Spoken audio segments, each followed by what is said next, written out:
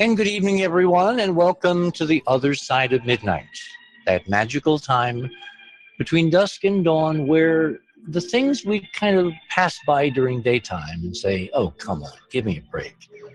This time of night, you kind of take a second look, and as I've said so many times on air before, the things we used to only talk about at this time of night, well, now they're occurring 24/7. I mean, our life has turned into science fiction. Our politics have turned into howdy doody, and gosh, I could keep extending the metaphors. But tonight's show is a very special show. This is a kind of a memorial show to a friend and colleague who is no longer with us, Art Bell. And our guest this evening is an old friend of mine, Howard Hughes, whose whole career was kind of jump-started by listening to art. And as you all know, I would not be sitting in this chair doing this program if it hadn't been for art. And we'll get into the details of some of that because people love background, they love details, they love, what's going on behind the scenes. And this is kind of bittersweet because art in his career changed so many lives. And in fact, I'm going to argue tonight that he changed the field of broadcasting, the whole concept of alternative media, the extraordinary number now of broadcasters on TalkStream Live and other outlets where you can see all kind of different takes on current news, on the kind of things that art used to do, up to and including shadow people.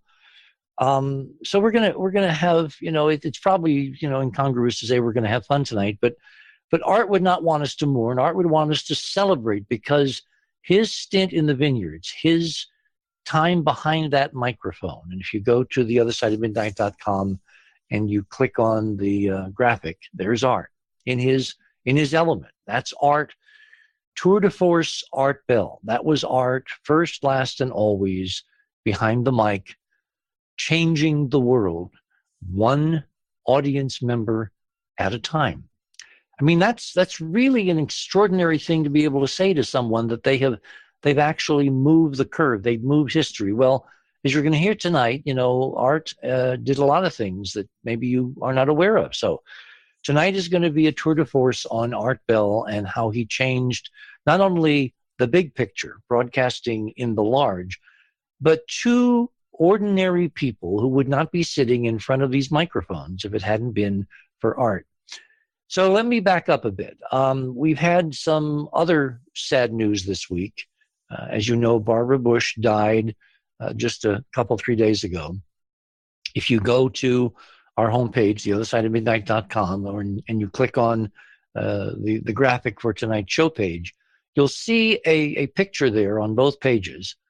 This was Barbara Bush, the Barbara Bush that I got to know briefly, because we opened up something many years ago called the Enterprise Mission as an educational experiment at Dunbar Senior High, just off Capitol Hill.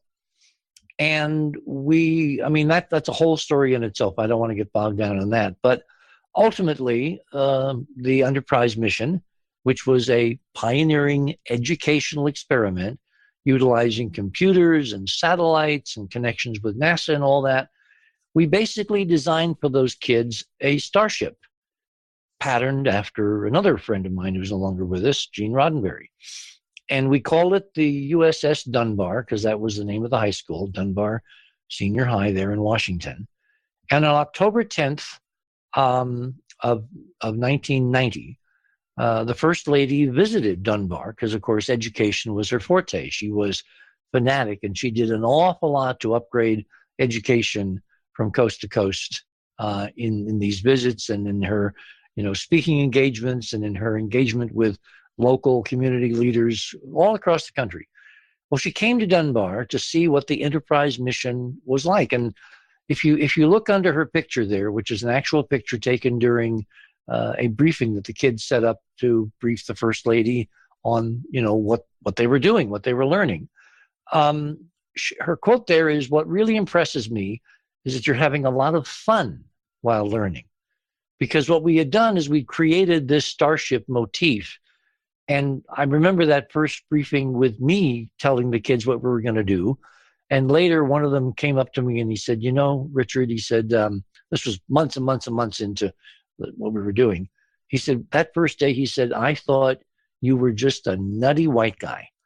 And we kind of moved from there into an extraordinary adventure where, in terms of education, as Miss Bush said, we had a lot of fun. They had a lot of fun in learning. And I still get mail from those kids from around the world now because they've all, you know, this was back in the early 90s, 1990.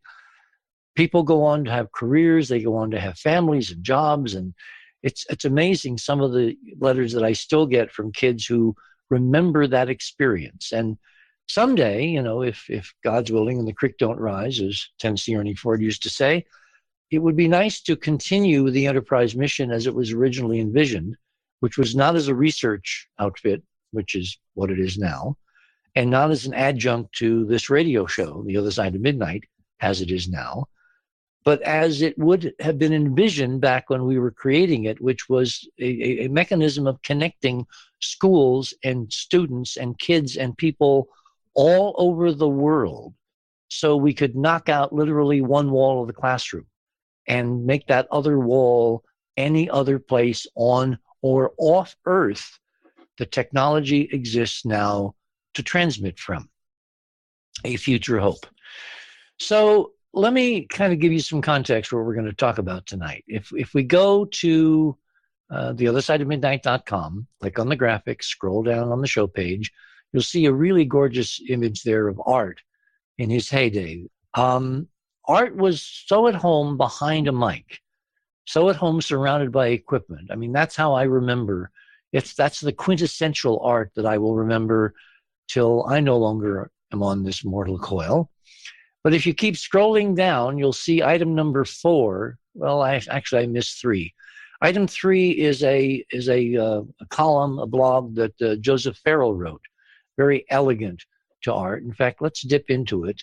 And let me just kind of read a couple of lines from what he said, if I can find where it is, because that link seems to go to his general page, and I can't find his blog. Oh, why can't I find his blog? Where is his blog? Darn. I thought that went to his to the actual blog, but it goes to his overall website, and I can't find where he actually wrote about Art.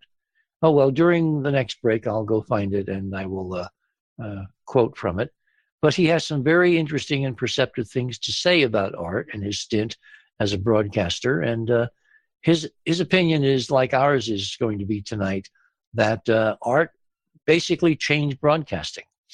And we'll get into the details. Oh, there it is. Okay.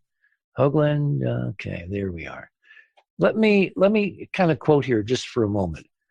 He says, "It's rare that I ever take time to note the death of a celebrity or famous person or politician. Here, however, I will make an exception because Art Bell was and will always remain an exceptional man in the world of journalism. I will wager there is no regular reader of this website, or for that matter, of any major alternative research website, that has not tremendously been affected by Art Bell. For years, Bell presided over the microphone of Dreamland, a weekly program that aired on Sunday nights and ran during the wee hours of the morning, and the subject of discussion were all those taboo subjects that never make the mainstream news, nor are ever discussed in a serious fashion by the quack media. Bell gave it serious airtime, sought out and interviewed serious guests, and had a passion for the subject he interviewed about, from UFOs and government cover-ups, black research projects, cryptozoology, monuments and ruins on Mars, hear, hear, Bigfoot, witches and the occult, Roman Catholic exorcist. His interviews with with Father Malachi Martin are the best out there. You name it, he did it. And it goes on. And so I would recommend strongly that you take a look at the rest of Farrell's musings, because he kind of hits it on the head. It's Art was one of a kind, and he started a process. He started an avalanche, which is continuing to roll downhill. It's continuing to gather steam. In fact, were it not for Art, I really believe we would not have anything like alternative media, certainly filling, the internet, and of course now creeping up in mainstream broadcast terrestrial radio stations. There's an awful lot of people. I mean, think of Alex Jones. Where would Alex Jones be if Art had not blazed the trail before Jones took to the air and did all the things that he is both renowned for and critiqued for and criticized for, and you name it. But see, discussion and many points of view on subjects familiar and subjects unfamiliar, that was Art Bell. And as Joseph said a moment ago, Art made taboo subjects mainstream. And we're going to talk about that. So now go down to item number 4. After months and months and months, NASA has finally got a new leader. And if you click on that, it will take you to an article in The Atlantic. And I'll read you a couple things here. Lawmakers voted 50-49. Boy, that's really a hair trigger. On Thursday to approve the nomination of Jim Bridenstine, a Republican congressman from Oklahoma, for the new NASA administrator, following months of debate over his qualifications and growing uncertainty over leadership at the agency. The vote was split along party lines, and for a few tense moments, it seemed like maybe one Republican senator, Jeff Flake from Arizona, would join Democrats in their opposition. Tammy Duckworth, the Democrat from Illinois, who has been away from the Hill after having a baby earlier this month, came to the Senate floor to cast her vote in case Flake didn't flip with her newborn daughter in tow. After 15 months without an administrator, the last one was Charlie Bolden, the new administrator was sworn in. This is the longest NASA has been without a permanent chief since its origins. And you could go on and read all that. But the interesting thing about Bridenstine is he's a obvious hand-picked choice. Is that a phrase? Well, it is now. Of our current president. And that means that there's an awful lot of controversy and an awful lot of discussion. And it's going to be very interesting to see what Bridenstine does in the era of Musk and the era of Jobs and the era of, our guy from Amazon who is launching rockets in a program called Blue Origins. I mean, the field is moving from government to private enterprise. And it's going to be interesting to see what Bridenstine, who has some very intriguing ideas, even though he doesn't have a science background. Remember, the most famous and important and pivotal NASA administrator in its history, James Webb, who created the mechanism of taking us to the moon under Kennedy. He didn't have a science background either. So I'm kind of an agnostic on Bridenstine, and I wait to see with great interest where he leads this agency in an era of extraordinary change, both on Earth and in space. Item number 5, there is a meteor shower tonight and tomorrow night, the Lyrids. And if you've been listening to some of our past shows, particularly those that I've done with Chris Knowles, you know that Lyra, the constellation of Lyra, which represents, depending upon how you squint and your cultural background, either a vulture or an eagle, is a very important constellation in the pantheon of constellations in the sky that have really interesting, deep meanings. And sometime soon, we're going to do another show with Chris, and we're going to talk about something that he discovered just a few days ago.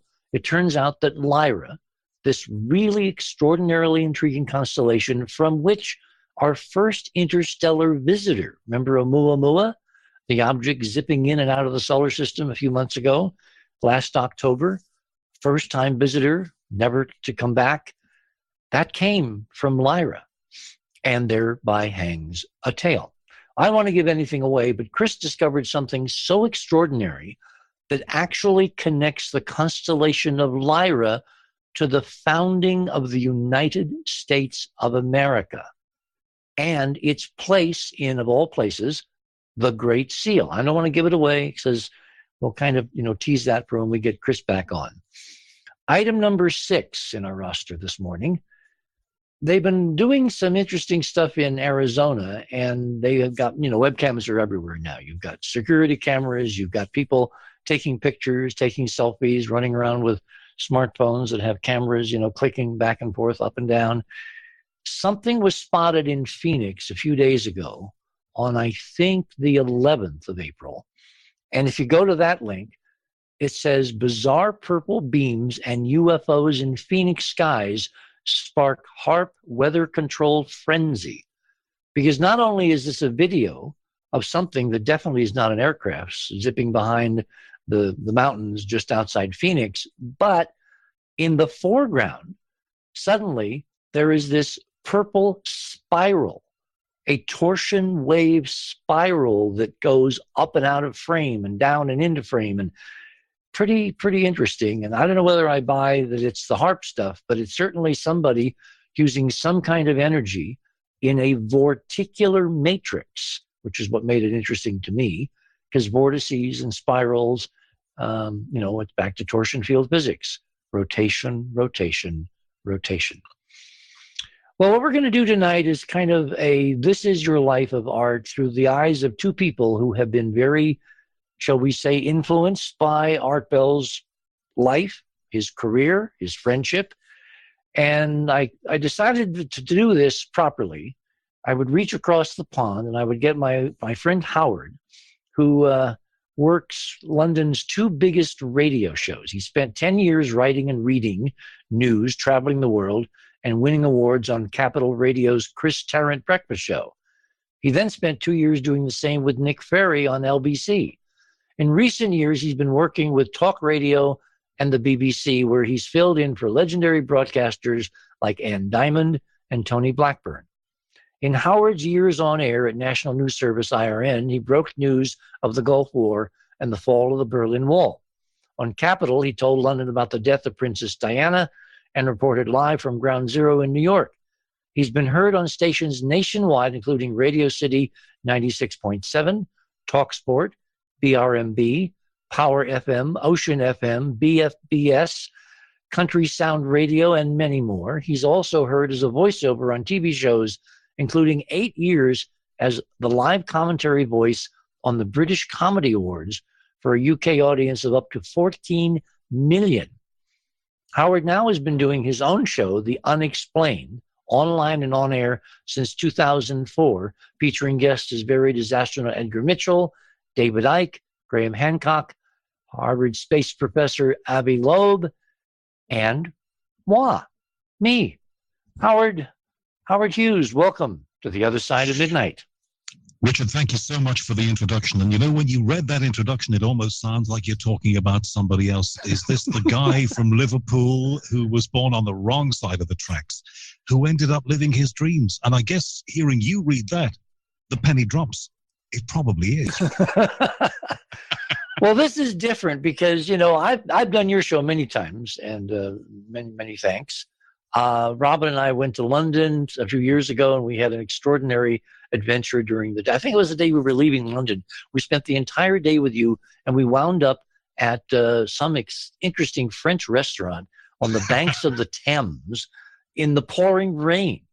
And we had a gorgeous time. But it was London, and it rained that night. So, okay, so where should we start? Probably that brief summation of the stuff you've done. Let's go back, because obviously art has been an influence on both of us. Why don't we start with This Is Your Life, Howard? How did you get into broadcasting, and how did art become a kind of a focus of your broadcast life? Gee, how long have you got? 3 hours. Kid from Liverpool. Okay, we can tell the full unexpurgated story. Yeah, no, we've got time.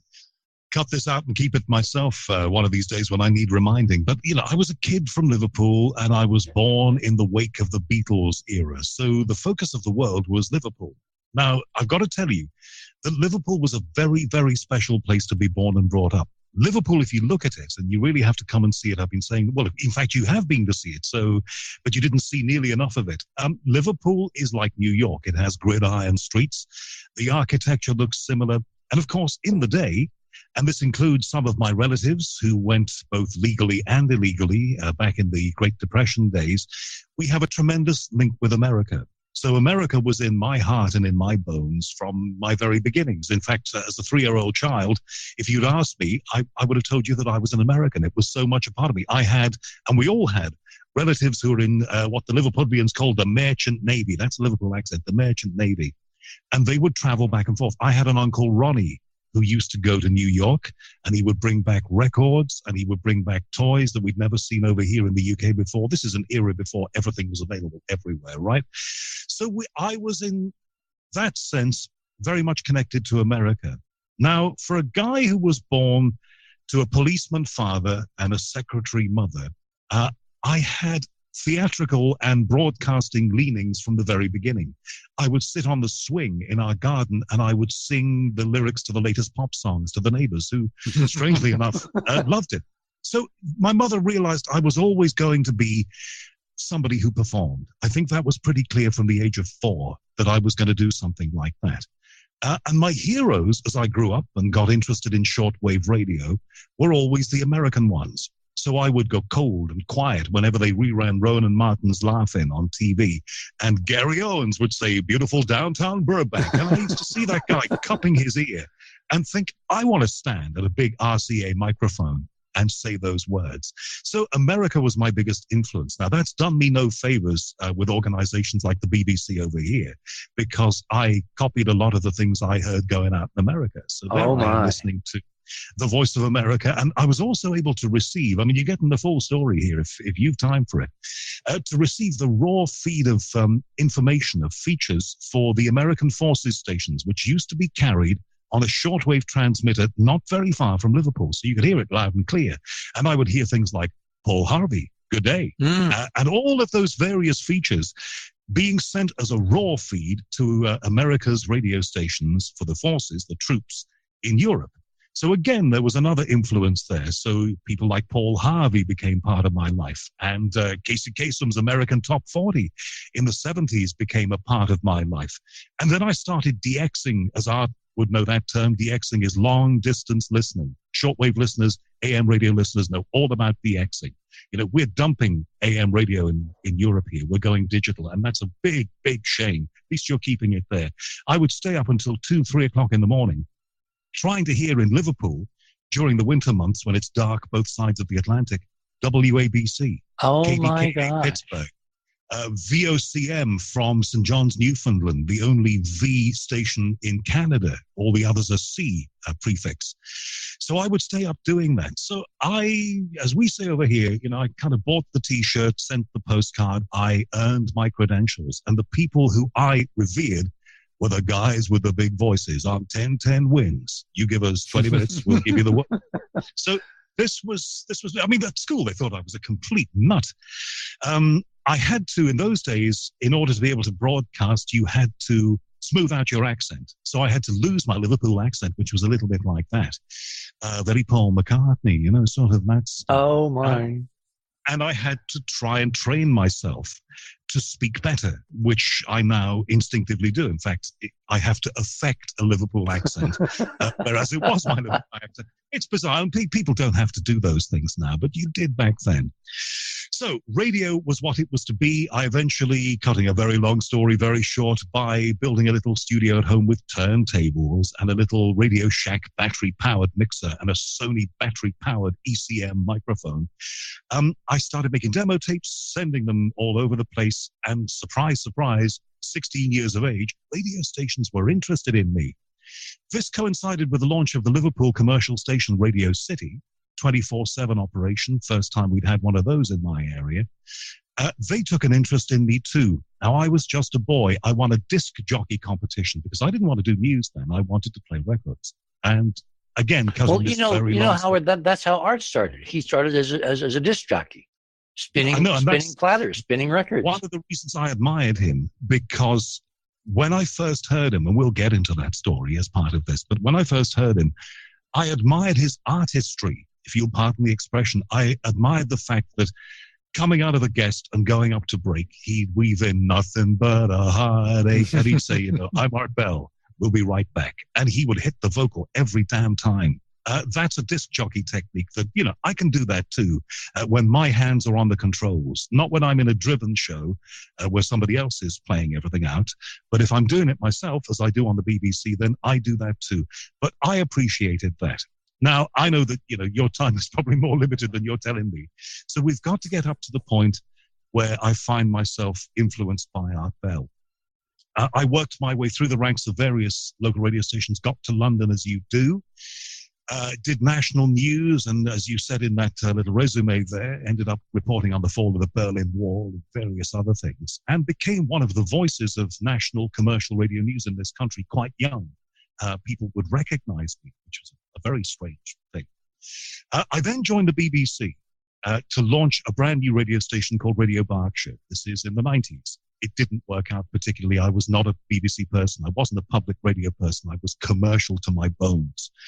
So I left after a year and ended up on the biggest commercial radio station in London, Capital Radio, on the Morning Drive show, which, if I tell you numerically, it was as big as Scott Shannon or Ryan Seacrest, any of those shows numerically in terms of the millions in a big city. We were that size. And I was the breakfast morning drive news guy. I used to write it, put together snappy bulletins and deliver them. I was also a character on the show, and I would go around the world with the show. Plus, I'd report the big news stories like 9/11 and all the rest of it. During this period, I got my first computer, started listening to stuff on the net, and on the first day of owning a computer with a 28K dial-up modem, a Dell computer that cost me 28K salary.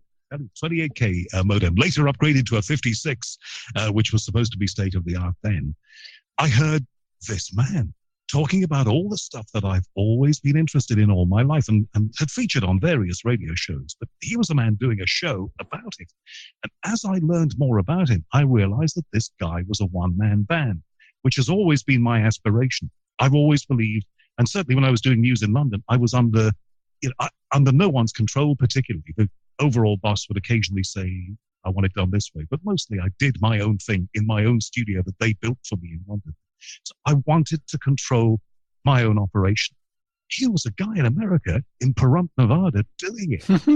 I had to get to know more about this guy, and I had to become a European version of him. Part of me wanted him to notice me. Right, I kind of want, and eventually, of course, I'm sure we can tell this. We will get to there. Yeah, we will get there. Get to notice me, but he was a massive influence on my life and introduced me to a cast of characters, including yourself, Richard, who featured on my London news. I mean, look, nobody in London was talking about Y2K. Art was talking about Y2K 6 months before anybody else, and I started doing it. Why? Because I heard him do it. So that was the beginning of his enormous influence on the direction that my life has taken from that point, which was 1997 or so, to the present day. I would not have done any of the things that I have done. I wouldn't be speaking to you from my own little home studio were it not for Art Bell. I'll tell you what, hold it there. We're at the bottom of the hour, and we will pick it up on the other side. My guest this morning is Howard Hughes, a very celebrated broadcaster in Britain.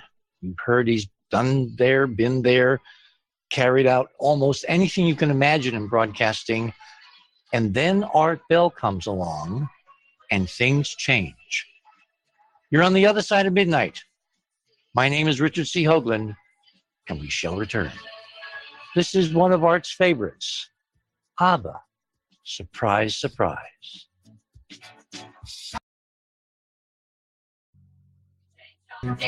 And welcome back on this Saturday night. This is our Art Bell Memorial. And normally memorials are kind of sad, but you know, how can you be sad when you hear ABBA and you think of Art doing what Art loved to do? Behind that mic, talking into the night and changing, literally, not an overstatement, changing the world.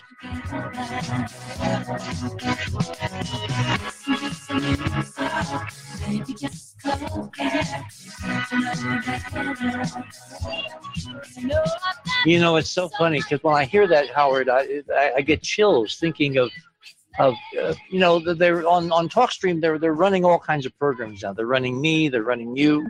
They're running Art. You know, 24/7. You can go to the new paranormal links on TalkStream Live, and you can get all these shows. And I happen to listen because we're, you know, getting ready to do this show, and I happen to just click on one of Art's broadcasts, and it was one that he and I and a guy named Larry Hunter had done, I think, back in 1994. And damn it, if it wasn't, it was riveting.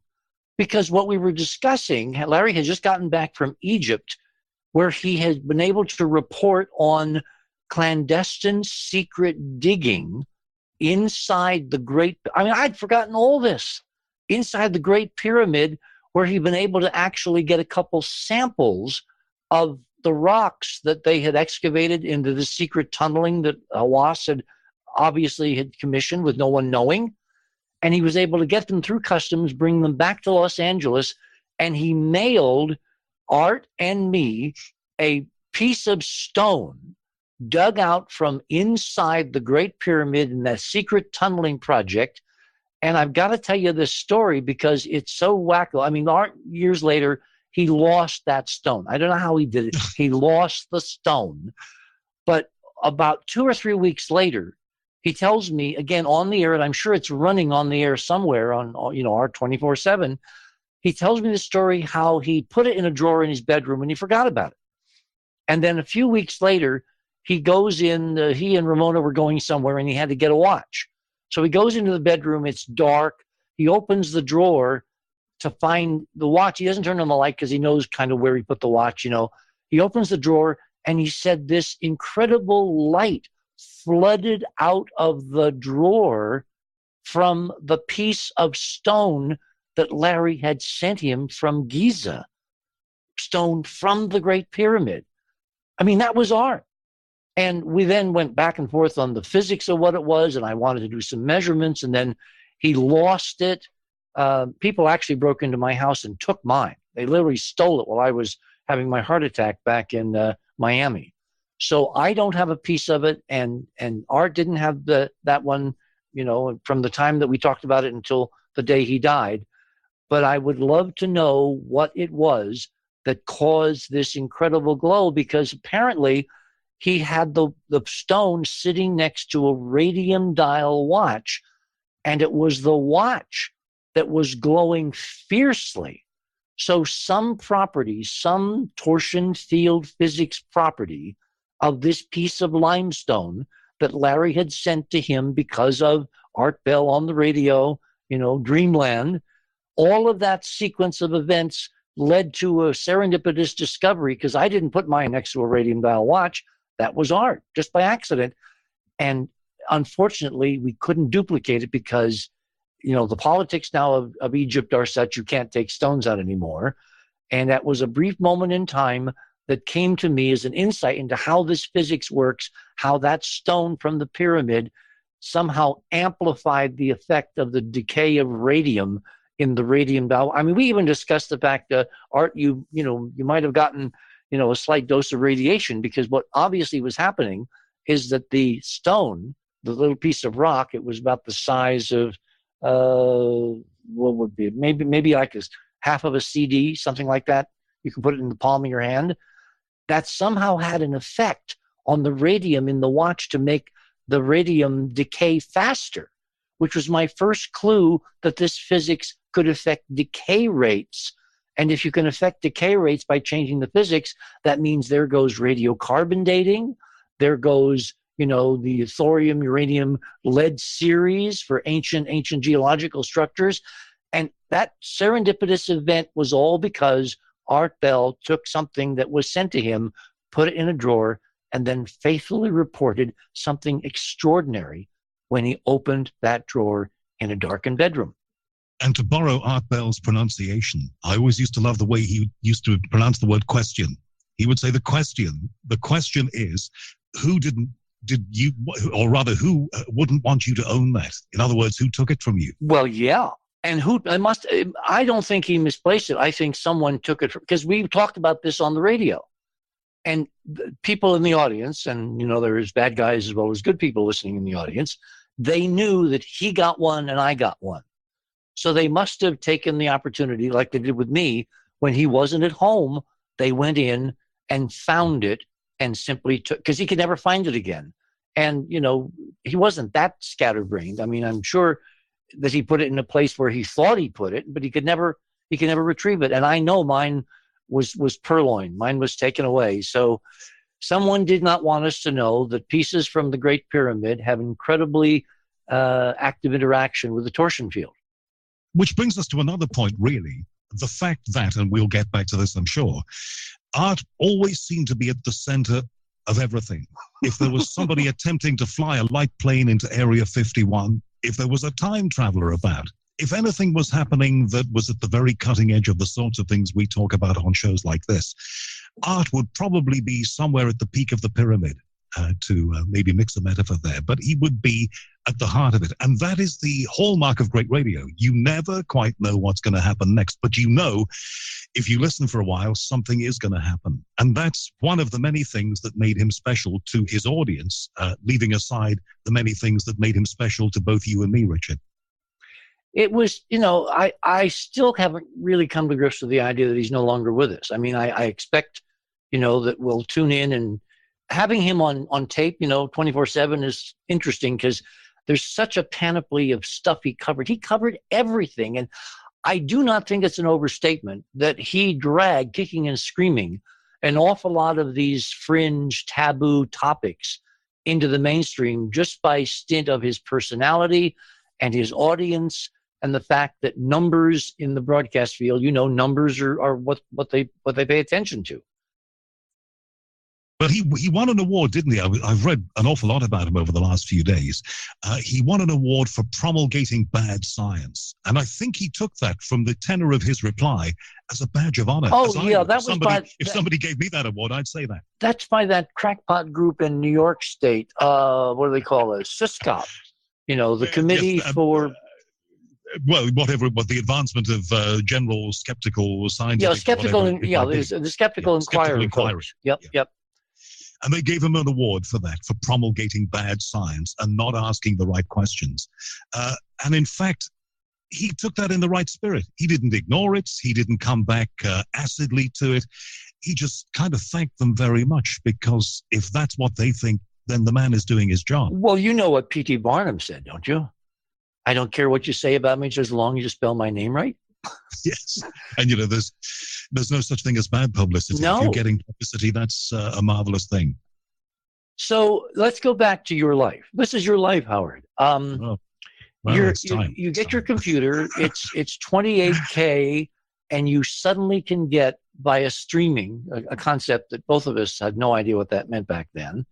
You get to hear the dulcet tones of Art Bell, not through the air, not through shortwave, not through Skip AM and all that, but because of the internet. A remarkable thing to be able to do. And it's still magic to me to an extent. And I then discovered that they were highly illegal. The UK is more regulated in so many ways than the United States. But I then discovered how to get hold of a little handheld FM transmitter. Of course, you can buy these things quite openly now. But in those days, you had to import them from America or find somebody who might be able in this country to sell you one. So I got a little FM transmitter. And life was pretty hard when I was at Capital Radio. It was a morning drive shift. It was pretty full on, and you had to deliver. So my free time was the weekend. Sunday mornings would be my Art Bell time, and I would put his shows on an FM transmitter, and they would be Sunday morning time for me, bearing in mind the time difference. And usually my neighbors here in the complex that I live in would be able to hear continuous Art Bell for several hours on 83.3. So that became part of my life. But it influenced me enormously and introduced me, as we were saying before the break, to a cast of characters, Major Ed Dames, yourself, and Seth Shostak came to London. And at Capital Radio, I was offered an interview, and they said, there's this guy, he's some UFO person, his name, not Seth Shostak. I'm sorry, it's Stanton Friedman. Oh, okay. Stanton Friedman, who, of course, recently has retired from the public lecture circuit, he tells me. But Stanton Friedman was visiting London. Seth Shostak has, I'm sure, as well. He was another friend from the show, Seth Shostak from SETI, by the way. I'm sure you know this if you're listening. But Stan was in London, and his PR people, whoever was representing him, got in touch with Capital, and somebody at Capital said, Howard, I don't know whether you're going to want to talk to this guy, talks about UFOs. I said, who is it? Stanton Friedman. I said, get him in. So I had Stanton Friedman in 1998 in my studio and did an interview with him. Now, hang on. When did this show air? Well, no, this was part of my news. Don't forget, I was a news guy. So I was trying to weave the stuff that I was getting from Art Bell into the news bulletins. Listen, I pushed the boundaries and the envelope so much the first time he retired, I put it at the end of my news in London to say that most people in London wouldn't have heard of him, but to say one of the world's biggest radio personalities has decided to quit on the air overnight, and it's a sensation in America, which of course it was for a time. I even am responsible for getting, and this is a totally unknown story that I'm telling you now here for the first time. It's been long forgotten. There's a radio station that I also worked for a while called LBC. It's the main commercial talk station in London, or was. Now there are alternatives, but then there were not alternatives. LBC was a big deal, big noise. And I knew the boss, Nick Wheeler, at the time. He'd been my boss at Capitol, and we were great friends. And I was always going on and on and on about Art Bell. This guy's a genius. You've got to hear it, got to hear it. So I nagged Nick so much that I think he was either going to strangle me or contact Art Bell. And he contacted Art Bell, and Art Bell actually did one show on LBC on an Easter bank holiday years and years ago. And I don't think it got a lot of publicity, and I don't think it achieved what it was meant to. But the fact that Art Bell got one show on in London on one public holiday is actually down to me. And that is a story that no one knows, and I'm telling it here for the first time. Everyone's forgotten. This would have been about 2000, 2001. Art Bell did a special for London. Wow. I wonder if that's recorded somewhere.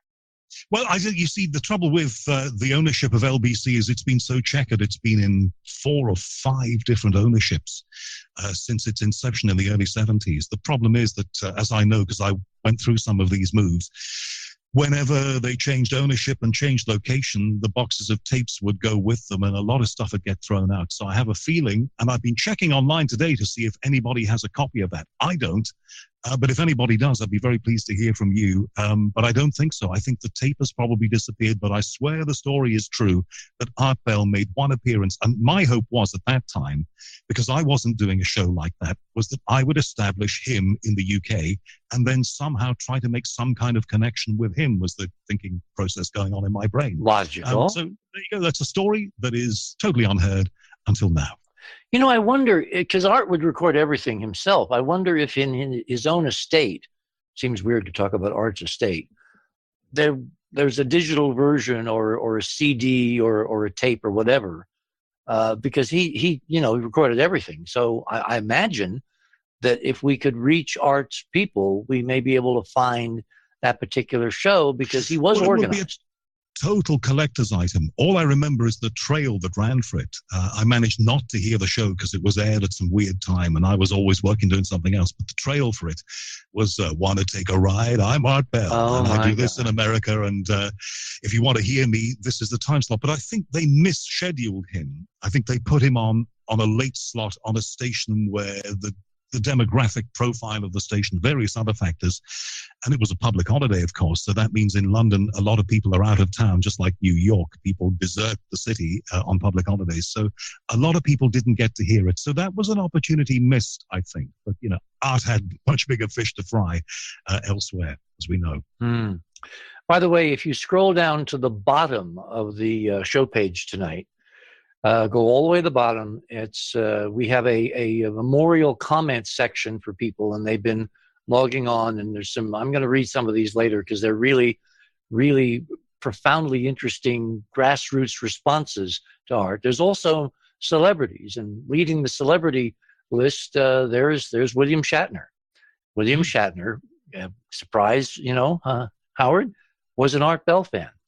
He says, heard Art Bell has passed, condolences to his family. And David Navarro on Twitter, thank you, Art Bell, for years of entertainment and information. Rest in peace. And there's Waylon Jennings' son and recording artist. So there's a whole bunch of them. JT the Brick, Joshua Malina, Hillary Burton, and Josh Groban, I'm sorry. Anyway, you can read all those, and you can also post your own comments, and I'll read some of the comments that people have posted a little later in the show. So you really decided 6,000, 8,000, however many miles separated you from Art, that after all the other stuff you've done, you wanted to become the British Art Bell.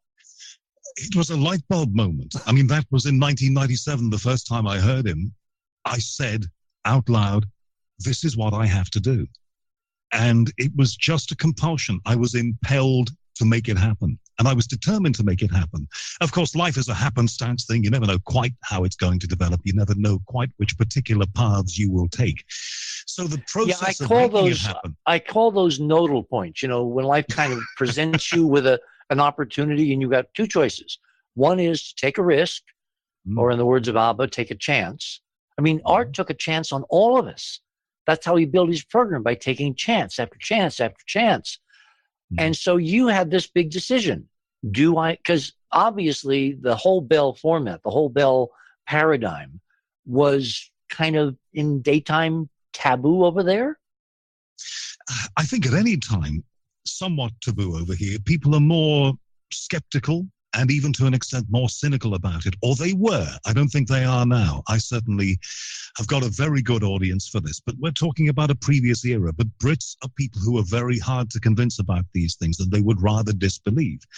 I wanted to bring to it my journalistic training. So wait. Britain is the home of seances and haunted castles and mansions. And don't forget Arthur Conan Doyle was founding the Ghost Club in this country. So a lot of these people were connected, but Brits tend to lead a double life. You know, on one side of it, if you mention some of these things, and look, we're talking 15, 20 years ago now. I think it's different now.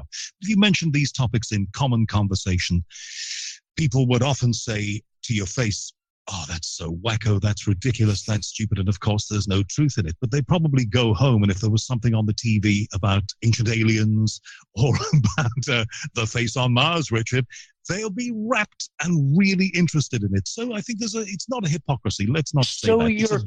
It's a duality. So your countrymen were kind of about this material, these subjects, the way they were in the Victorian era, where in public, sex was taboo, and behind the scenes, it was Katie bar the door. Well, I've never quite made a comparison between sex and these issues, but since you mention it, I think that's very much the same kind of attitude. So I faced a certain amount of opposition, but I was determined, I've always been determined, to try and instill within it a journalistic credibility. Well, I remember one of our first conversations, you said, "Can you introduce me to Art?" Yes, I'm sorry about that. Unabashedly. Well, no, I mean, I felt very honored, because one of my fortes is I love introducing people that I know to other people that I know that they should know. I mean, so to me, it was a natural. But the way that, and again, this will unfold in our conversation, the way that we discovered each other, he discovered me, he was silently there in the background when I started my own podcast. But there was a lot of ground to cover before that moment happened. This is the unexplained. This is the unexplained. The unexplained happened in that happenstance by chance way. I've been working on LBC, which was owned by an organization that is now defunct called Chrysalis Media, linked to the Chrysalis Record Company. They decided to go into radio. They thought, let's buy a talk station and do talk radio. Not, how do we do this? Let's just buy a talk station and we'll copy the BBC and put some commercials on with it as well, and we'll see how it goes. It was not hugely successful, and after a period, I think, of 2 years of working on the Morning Drive show with Nick Ferrari there, who was a big fan and supporter of mine, which he remains to this day, I and a lot of other people got canned. For the first time in my life. Can you imagine that feeling? I've been used to... Wait. Howard Hughes got canned? I got canned from LBC. It broke my heart because I'd never been canned. People were looking for my services at that time. So it never dawned on me that financial constraints on an organization would result in me being got rid of. Now, Nick Ferrari marched up to the management at LBC, and I don't mind telling this story now. It's 2004, it's a long time ago, and that company who owned LBC don't exist anymore, so it's fine. Went up to management and said, "You have made a mistake." And they said, "It is essential for our business that Howard is not here, and these other people who we've got rid of as well." So I went out the door and was considering what to do. Nick Ferrari phoned me, and he said, in this business, people come, they go, and I have observed it all over the years. In your case, this is a travesty, was the word that he used, and I want to help you. What can I do? And I said, "Well, Nick, it's very sweet of you. I don't think you can do anything to help me. You know, I'm out. I'll take a little holiday. I'll come back and have a great big think about what the hell comes next." He said, "I will phone Kelvin." Kelvin McKenzie was the man who ran Talk Sport, a massive station nationally in the UK that did a mix of talk and sport. And Kelvin, to cut a long story short. Yeah, let me ask you one thing technically. Yeah. We have a huge country, it's 3,000 miles, as the crow flies from LA to New York. England is small enough that a major station can cover the country as opposed to having to have a network. Is that correct? Well, through a network of transmitters. Don't forget, we're very much into digital radio now. So for Talk Sport, which still exists and is absolutely thriving as the number one commercial station in this country, to reach people digitally, it's probably got a network of something like 100 digital transmitters in localities and neighborhoods. On AM, where the station started, then you could cover the United Kingdom probably in 6 main transmitter sets, okay. 50 kilowatt thereabouts, maybe 75K.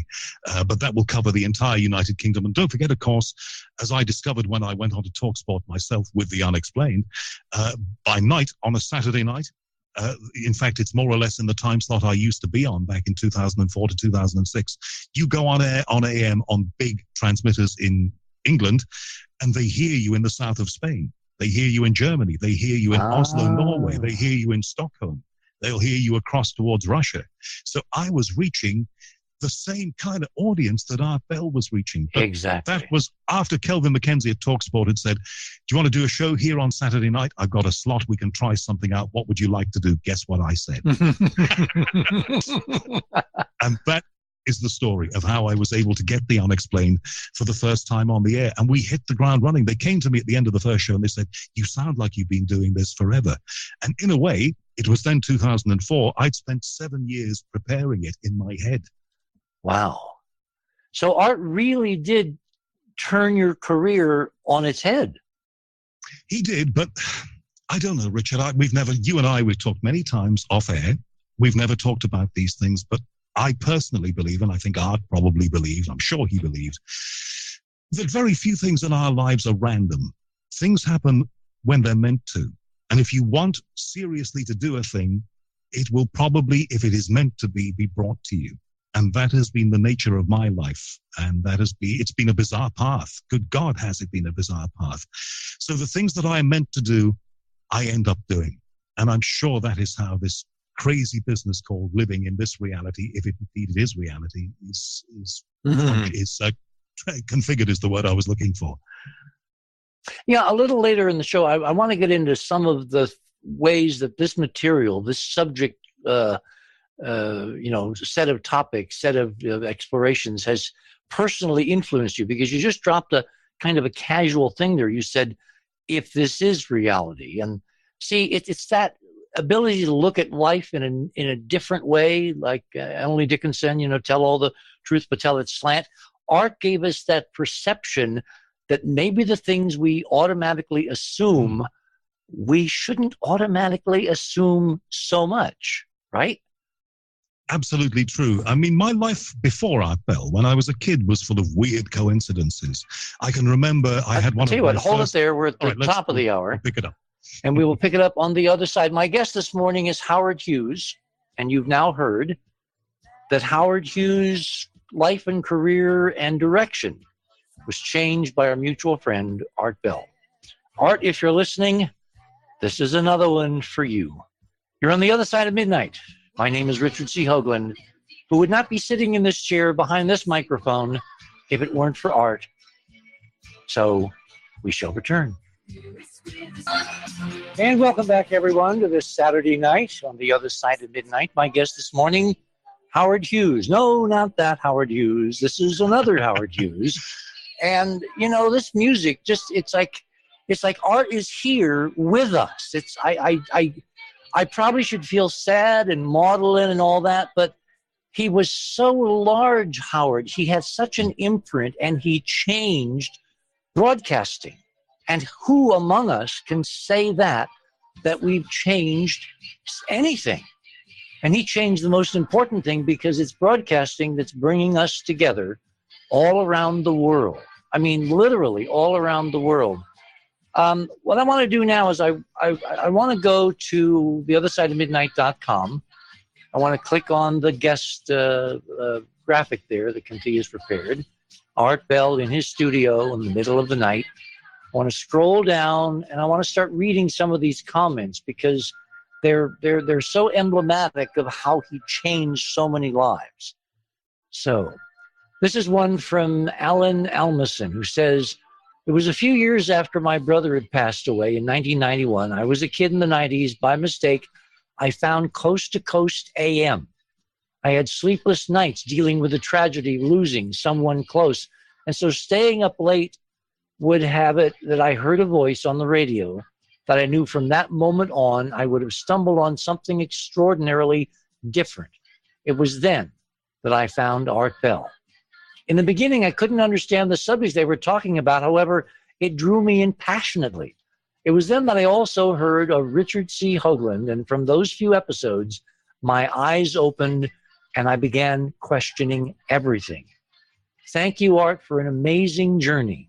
I hope you all have answers now that you spent an entire life asking on your show. We were so lucky to have someone like you. Thank you, Richard Cynthia, and the whole Enterprise team for continuing the mission to explore. That kind of sums it up, Howard.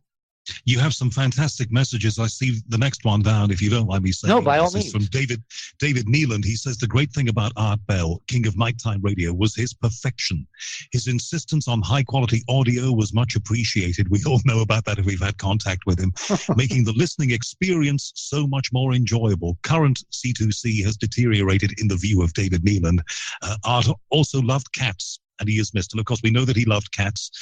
And we know that he had a leaning towards what he called the craft.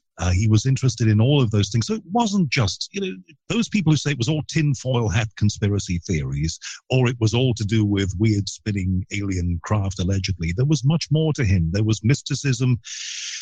There was even a bit of showbiz pizzazz in there, because as you alluded to, Richard, he had a whole coterie of people in showbiz, like Mr. Shatner, who you mentioned before, the late Leonard Nimoy, of course, I think was on the show, but many people. George Carlin was a friend and guest. He was connected. Why? Because those people, like us, recognized his ability, his dedication, his perfection, as David Neeland said in his tweet to you. The guy was a consummate professional. That is a phrase that is used in tributes of those who have passed so many times. But in the case of Art Bell, it absolutely positively applies. Well, I patterned this show in the beginning, and maybe I should, back up and tell everybody who don't know how I got this show. If it weren't for Art, I would not be sitting here, Howard, having this conversation. You would not be on my show. I would be probably on your show. It was a couple, 3 years ago. And let's see, it was 2015, I think. And it was April. Oddly enough, it was April. And the phone rang.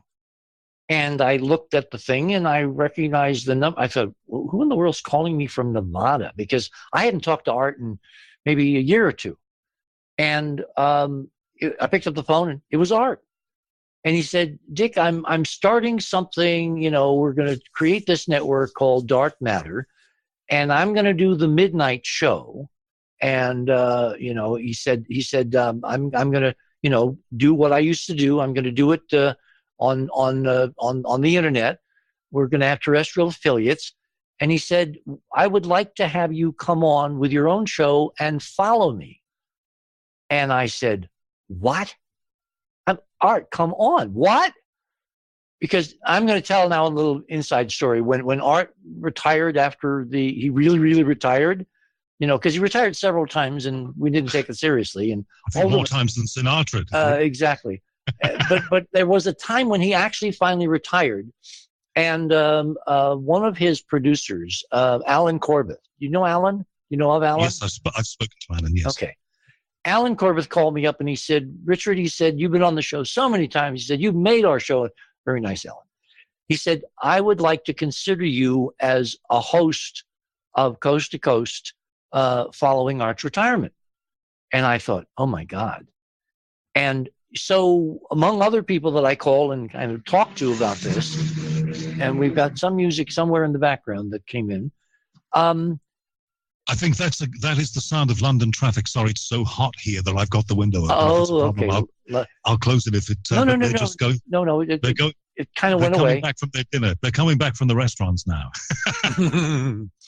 Anyway, so one of the people that I called up, because who would I not call, was Art. And I said, Art, what should I do? And I will never forget this particular, and this is how I knew that he was not retiring.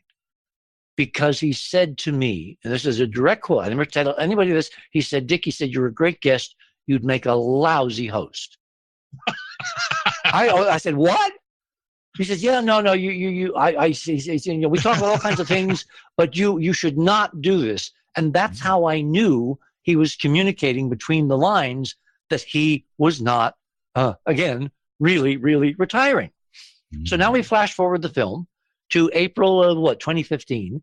And he's calling me up and he says, I should do a show and I should be behind the mic. And so I said to him right out, I said, Art, how have I changed in a couple of 3 years? Why am I going to be a good host now when I was a lousy one back when you were, He would not answer. He would not tell me that he was trying to get me not to take it because he was coming back. So I just have to infer that. But again, it was very astute of you to work that out. Well, it was, look, back in those days, there was all kinds of brickbats flying. There were arrows. There were people with swords. We were under incredible attack. And when he retired that first time, there were people rushing to take his place. And I was one of those who did not. The folks he was with, they wanted me at that time to think about it. And I said flatly, absolutely not. This time I kind of considered it.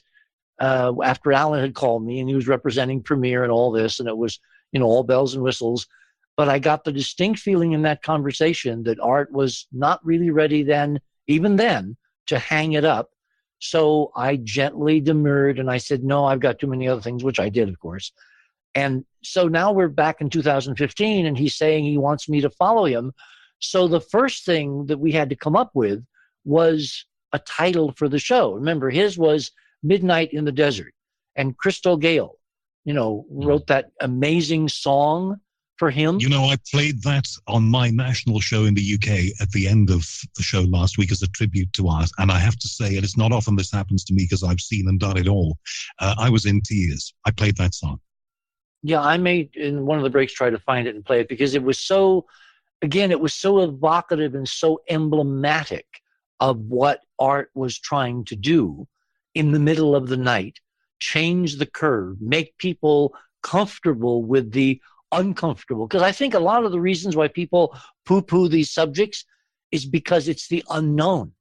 People like to have their lives kind of make sense. They want a beginning, a middle, and an end. They want, they want the news to be 50. Well, back then they wanted it to be 15 minutes. And it was Art introduced to the mainstream topics and subjects, including major write-ups in like Time magazine. I mean, what wild, wacko, middle of the night host ever got a major write-up in Time magazine? But it wasn't just the fact that he did that, I don't think, Richard. It was the fact that he had an ability with words, an ability as a presenter, a voice that was unparalleled. All of those things came together. It was a perfect storm. So it wasn't just that he was doing that, because I think anybody else who tried to introduce those things, no matter what time of day it was, might have had a struggle. But not Art, because he was so good at what he did. Well, remember, Art followed by a couple of decades, Long John Neville. When you were listening to that shortwave from America or the AM or whatever, did you hear WOR? Did you ever hear Long John Neville? Well, I remember WOR, but I don't go back that far, I don't think. Okay. He was on, Clear Channel, 50,000 watts there in the studio in WOR with the green felt table, and he would invite an eclectic group to just sit around the table, and in the kind of middle of the night, they would have, catered food from, I forget what delicatessen down the street, here in New York, of course. But Neville did not really screen his guests, and you would have the craziest tinfoil hat people together with people like Arthur C. Clarke. I mean, there's a tape somewhere out there with Arthur C. Clarke on the Long John Neville show, and it's like he has a brass poker up his spine. He is so straight-laced and so squeaky clean that he squeaks on the air. I mean, Arthur C. Clarke. But that was Long John Neville. What Art Bell did was he moved the ball so that he got credible people talking about incredible things. And he had this incredible, multifaceted, generalist curiosity where he knew enough about all these different subjects to know what questions to ask, just the right question at the right time to either puncture a balloon and let the audience hear it, unfold on the air, or ask a question that opened up a whole new direction of conversation for the rest of the program. I mean, I think it was Art's talent in doing what he did on the air. You just talked about that. But the other talent, because he was his own producer, he literally would call people like I'm having to call people now all over the world to get them to come on the show. I learned that from him. It was like, don't be shy, just pick up the phone, and now you can dial anywhere. And it's 50-50. They'll either say yes or they'll say no. And he asked all kinds of interesting people doing cutting edge things that the country had never really heard of because they were areas that were not sports. They weren't celebrities. They weren't Hollywood. They weren't politics. Oh, politics. He was so down on politics. One of the things that he warned me over and over again was he said, Dick, don't get into politics. So, of course, what have I done on the show? I've gotten into politics because politics has now become that bizarre never land where we've never seen politics like we're living through it right now. And it just definitely belongs on the other side of midnight. So let me get back to the closure on where I was going. So I'm trying to think, what am I going to call this show? I'm going to follow Art Bell, Midnight in the Desert. And then I had a light bulb go off, and I thought, why not The Other Side of Midnight, which was a double entendre, it was a double pun. After Art, after midnight, but also Art and I did not agree on some things. And I wanted people to know that I was going to be my own person, not slavishly following Art in terms of, how you approach some of these things, because I have my own take. So The Other Side of Midnight was a double pun on what Art was going to do and then what I was going to do. And that's the story of how we got the show. A lot of these things, as we say, they happen by coincidence. They happen when they're meant to happen. And the fact that you came up with The Other Side of Midnight and developed it in your own way, and you're a strong character, so of course you've been determined to develop it along the lines that you wanted to go down. I think that's very important for any of us who are disciples, if you want to put it that way, of Art Bell. We have to make sure that we retain our individuality. If I tried to go on air in London and tried to be it'll never be me anyway, but if I tried to be Mr. Ultra Slick, American style, bang, bang, bang radio, it just, the Brits would react against that. So I've had to find a style that is my own. But nevertheless, the inspiration comes from that man in Pahrump. And to him, I will be, as we will come back to, I will be eternally grateful. So where do you want to go now? I could maybe we should go back and read another couple of those testimonials because they're so interesting. Here's one from Dave, just no last name. Art Bell led the way into the unknown for me and others who enjoyed listening to his insightful interviews about otherworldly topics, from UFO sightings and crop circles to spiritualism and conjecturing on the possibility of life after death. Art's genuine curiosity and interest in his topics and his audience made the early morning wee hours entertaining. I hope Art has found answers to those eternal questions about the unknown he so often asked. So many of the obituary writers and the people who wrote up his life and times said exactly that in other words. In fact, I said it myself when I recorded an ad-lib tribute to him here a week ago. I was in shock. I had to do, that feeling that you have to do something in response to some terrible news that you have. You either sit there and you're dumbfounded. A lot of the tributes that we heard, and my own tribute, used another form of those words. I hope Art has found the answers to the eternal questions. And that's exactly what I said. And so many of those people, I think even the New York Times, when they did their look back on his life, said, that perhaps he has now found the answers to those immutable and eternal questions now. Another one of your tweeters and emailers says, this is Mark, thank you, Art Bell. Listening to your show made the 1990s an awesome decade for me. R.I.P. Now, an awesome decade, that indeed is what he did, because this started at the turn of the 1990s. and it reached its absolute peak. I don't know if you agree with this, Richard, but it absolutely came to fruition in the late 90s up into the 2000s. That was when the guy was absolutely rocking. It's interesting to me because it means, in a very important sense, that art succeeded. An awful lot of people, when they die, they're known in a very narrow band, and people kind of abstract from that. But in this sense, everyone is looking that art is now boldly going where someone has gone before to seek out his own truth, his own answers, connected, almost undisconnected from what he did when he was here doing radio. And we're left asking the question, both of us, I'm sure, how did he do it?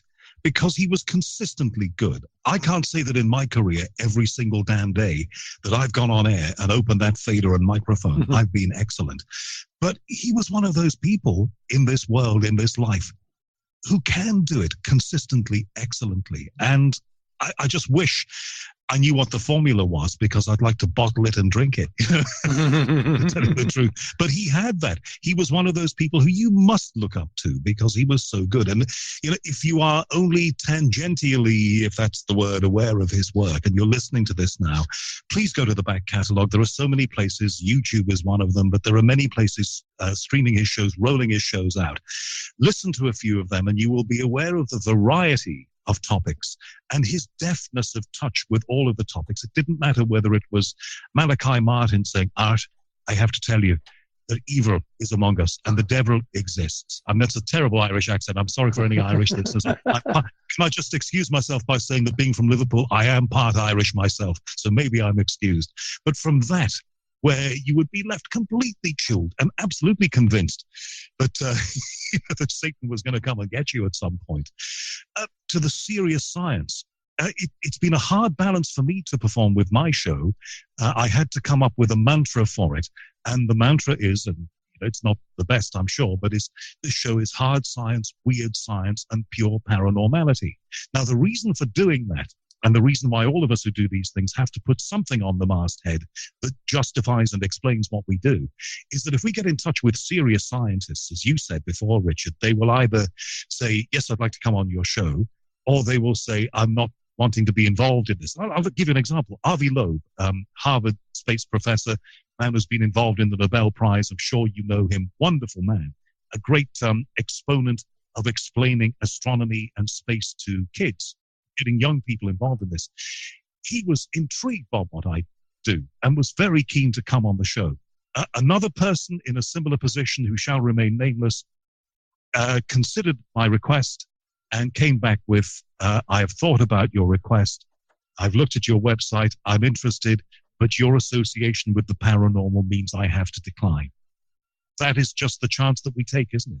But we have to try. I've had several, well, let's see. I've been on the air now, 2-3 years? We went on the air with our Pluto special a few months after actually was, I think the first show we did was in June. The Pluto special was in July of 2015, after, months and months of me thinking about this. And, I really thought long and hard, because when Art Bell calls you and says he wants to put you on his network following him, and we all know in the broadcast business that if you follow a major headliner, you get their audience.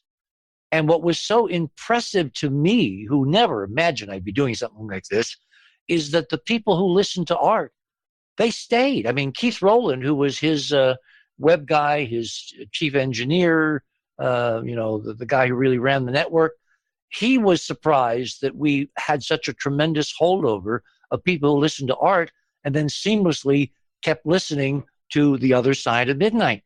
And it was at that point that, you understand, Hugh, that it's really, I'm sorry, Howard, that really is major trepidation to follow on the air someone like Art Bell. I mean, you can imagine that it's like when I was way back when they first started Star Trek conventions, I was invited to speak in New York City at, I think, the second Star Trek convention.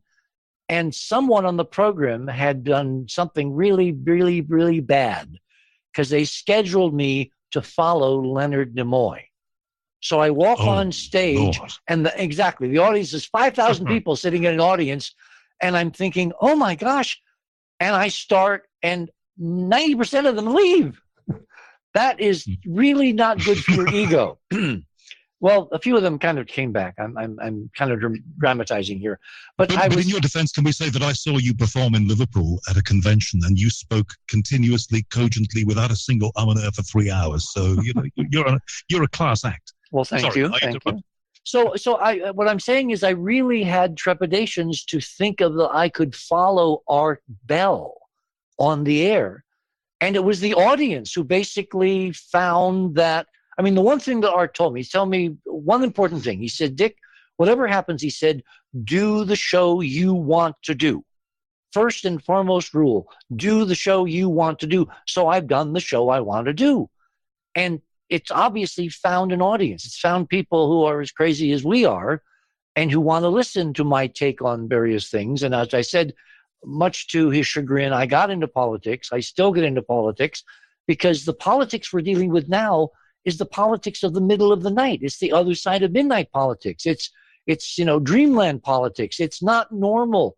And if I see one more mainstream commentator sit on CBS or Fox or whatever and say, we've never seen this before, if I had a dime for every time they say that now, I would be a very rich man, because the lines have blurred. The universe that we live in, Howard, now is not what it used to be. It's all the weird stuff that we think is really important. It's spilling out into daytime. And what I want to do in the next half hour is I want to talk to you about some of the areas where you've now found that the things you talk about, these so-called weird taboo things, are basically moving into daytime reality to where everybody has to pay attention. Which they assuredly are, as we know. Yep. Okay, it's now the bottom of another hour. It's amazing how this time goes when you're having fun. My guest of the morning is Art Bell, kind of by metonymy, as my English professor would say, as well as Howard Hughes, and through both of us, whose lives have been definitely changed and altered. I mean, I don't know how much I would be seeing of daytime now if it hadn't been that Art got me into this whole idea of, the other side. In other words, my clock is totally upside down. So I'm now much more of a nighttime person than I am of a daytime person. But be that as it may, it's kind of the way things are supposed to fall. So without further ado, we shall return.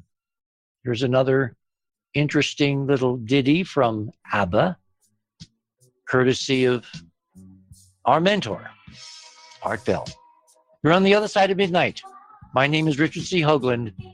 We shall return. And welcome back on the other side of midnight on this Saturday night. My guest this morning is another Art Bell file, Howard Hughes. And I want to make one correction. And I want to know if I do it, or I'll tell you what, why don't I bring on Cynthia, because the date we have for the workshop, it's kind of gotten a little more complicated. The more we got into this, the more we found that we really needed more time to get our act down, to polish some of what we're going to present, because we only had like 3 hours. We're going to do it and we have a number of different people who are participating. Cynthia on that list read off all the people that are going to be showing you how to see what's there. But we've moved the date. We've given ourselves another 3 weeks. It's now going to be the 7th of May, 7 days in May, very famous film. So, Cynthia, you want to update people? Well, you just did. Well,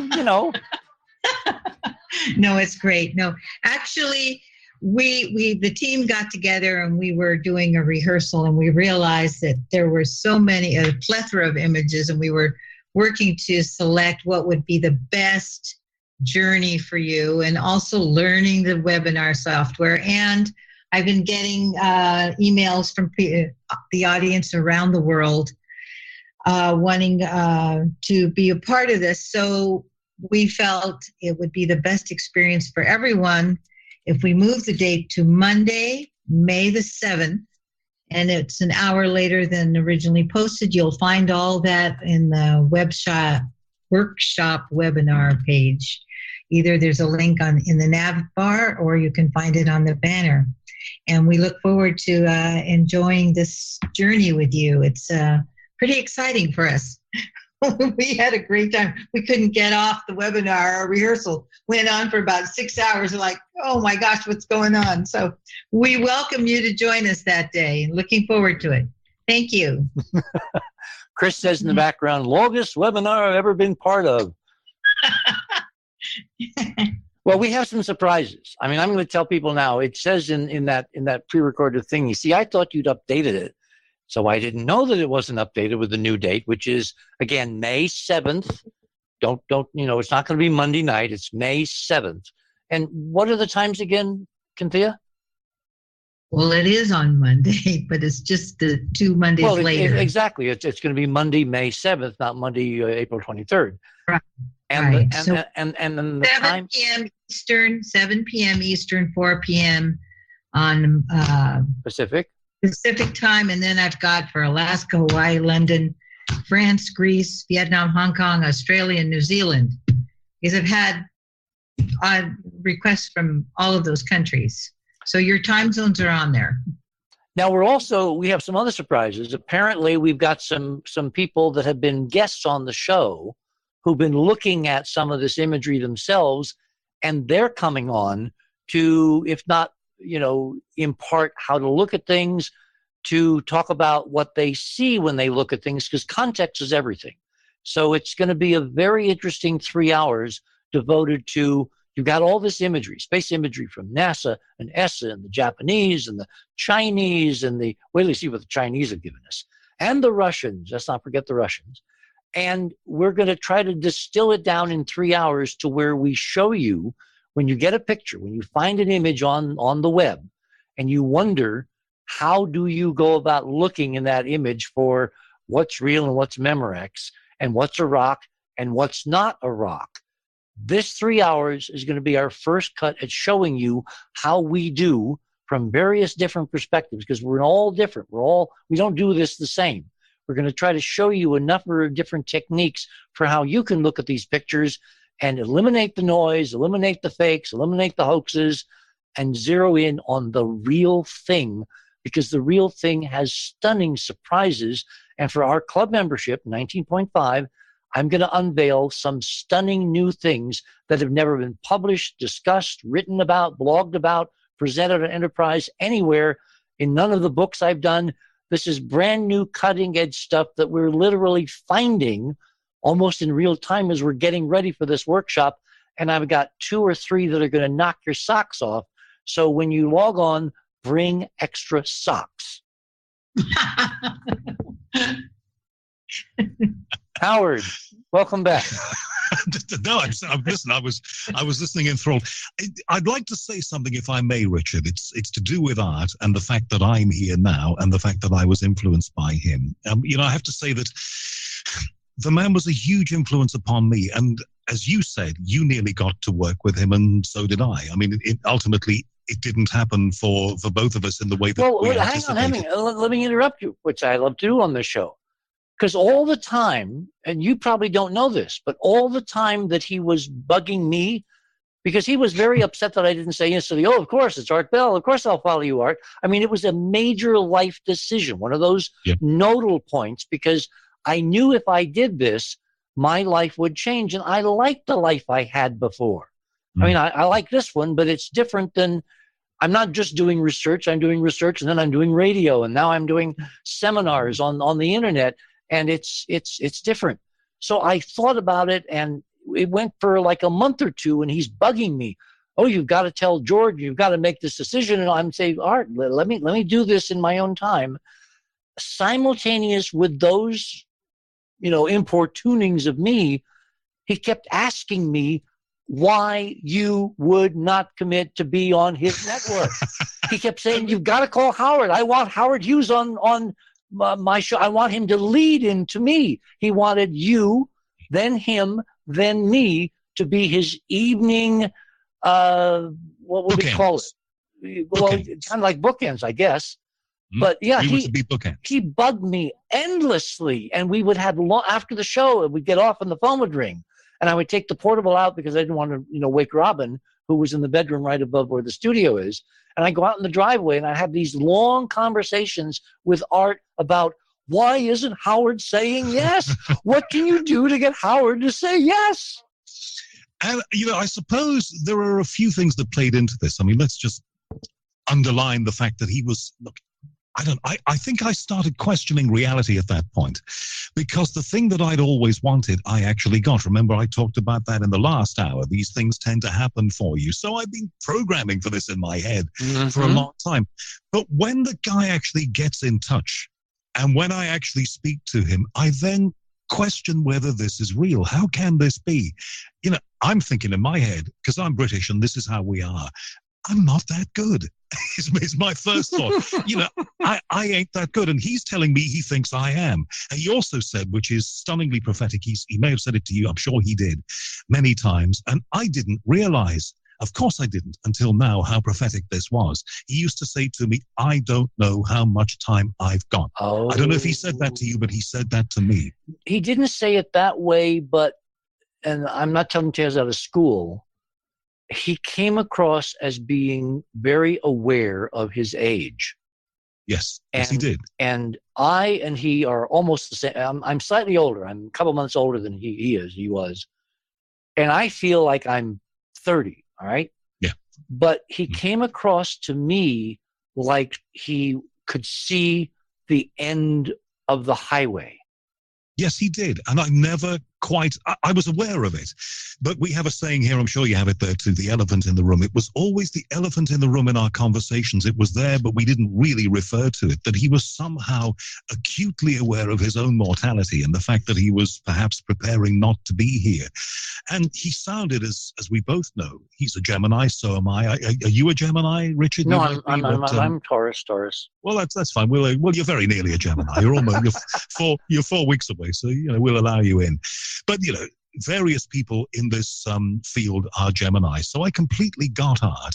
But he seemed to have some kind of prescient view that perhaps these days were among his last, and that I was aware of on one level, and on the other level, there was my hero, firing on all 4 cylinders and probably 2 more, asking me to work with him. Now, I had issues here, and I have explained them on my own podcast before, and I can keep them really short here, but I think it's important that we say them.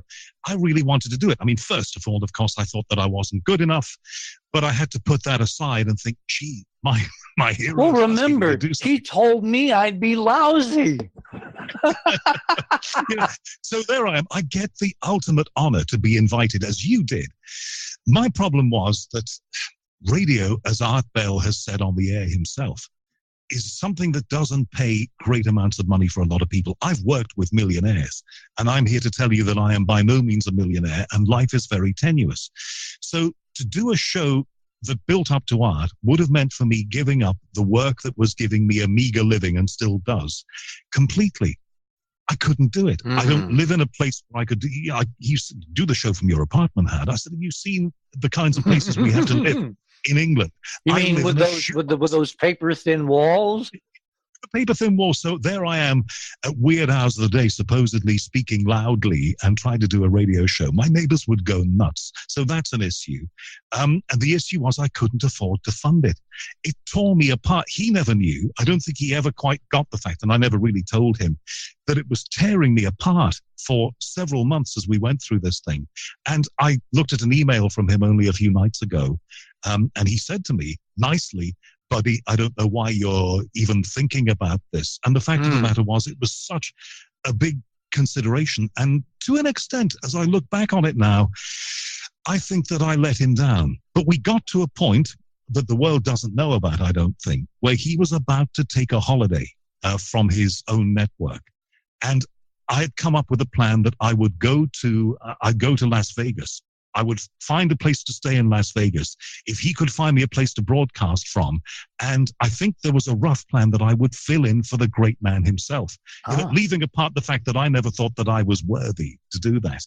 But that was coming up to the Christmas of that year. And of course, just as I was, we have this Sod's Law theory here in the UK. I hope that's not rude in the US, but we have this theory here. Murphy's Law, you call it. We call it Murphy, yeah.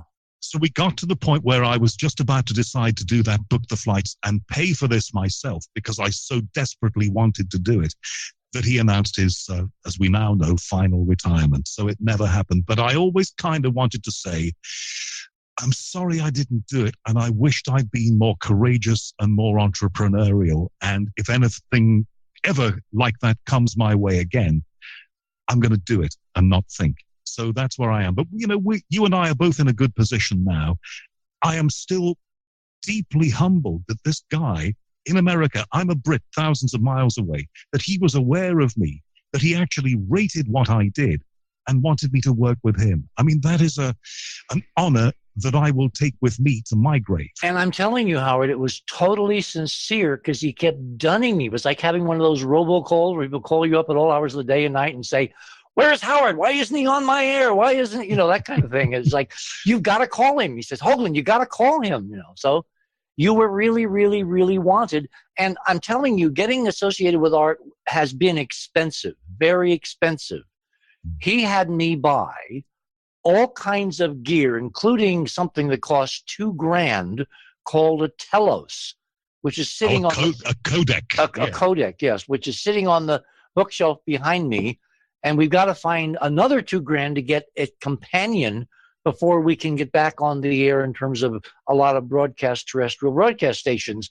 But that's the level at which he played. I mean, the headphones and mic that I'm talking over, 300 smackaroos. Holy moly. Hey, listen, I asked him about the headset because part of the Art Bell sound, look, I am massively, because of him, I am hugely into sound engineering. I have learned all about microphone. I have too many microphones, compressors. I have too many compressors and mixers. I have become obsessive about sound because of him. But the Art Bell sound, part of it was created by the combination. This is for the aficionados out there. Part of that sound was created by the interaction of that headset and a processor that he put it into. So I was keen to unpick what that was all about. And I can tell you that I bought both the headset and the particular processor that he used, which is called a Symmetrix 528. I own both of those things, and could I get myself to sound like Art Bell with them? No. so I've had to go my own way. But I bought the headset, and I bought the Symmetrix 528, and I can't get it to sound like him. And I think that's because he was unique. But another facet about him that, like me, he was at his best and at his most comfortable when working with his own hands on the controls. I enjoy that too. I reached my peak on air in London when I was in total control of the muse, total control of playing it out, clipping the audio, writing the scripts.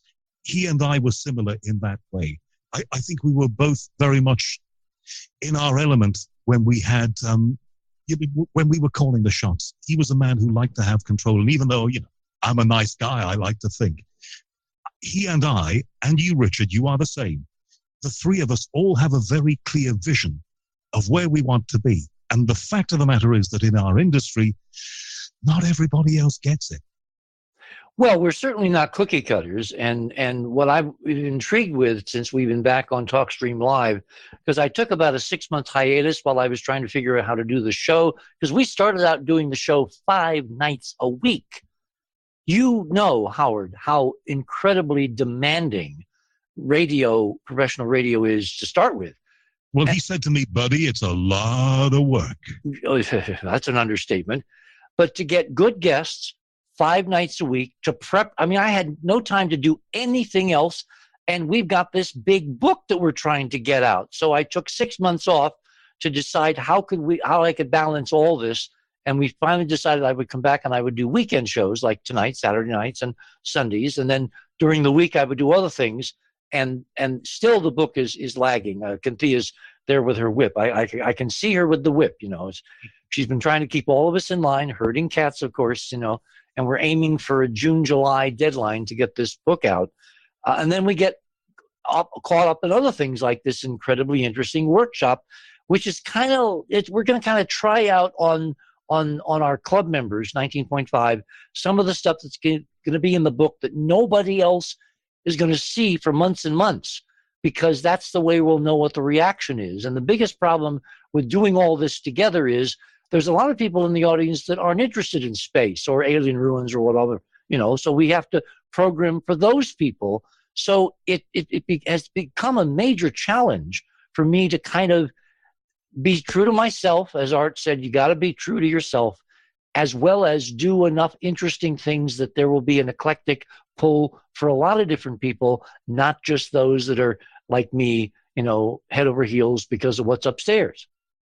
We have to understand, and we have to be cognizant of the fact that to do the sort of stuff that we do, it is what the Scandinavians call a smorgasbord. It is a selection of many different things. That's why I love it. It's serendipity. It's every damn thing. It's ghosts. And it's tinfoil hat conspiracy theories and who shot JFK. And, is there a face on Mars? This is the thing that we love. But in order you will get emails from listeners and contacts from listeners saying, you've done too many UFO podcasts recently. Can you please stop doing that? I want more ghosts. And then the next email will say, you've been doing too many ghost podcasts lately. Can we have more UFOs? It's the old adage, isn't it, that you can please some of the people some of the time and vice versa.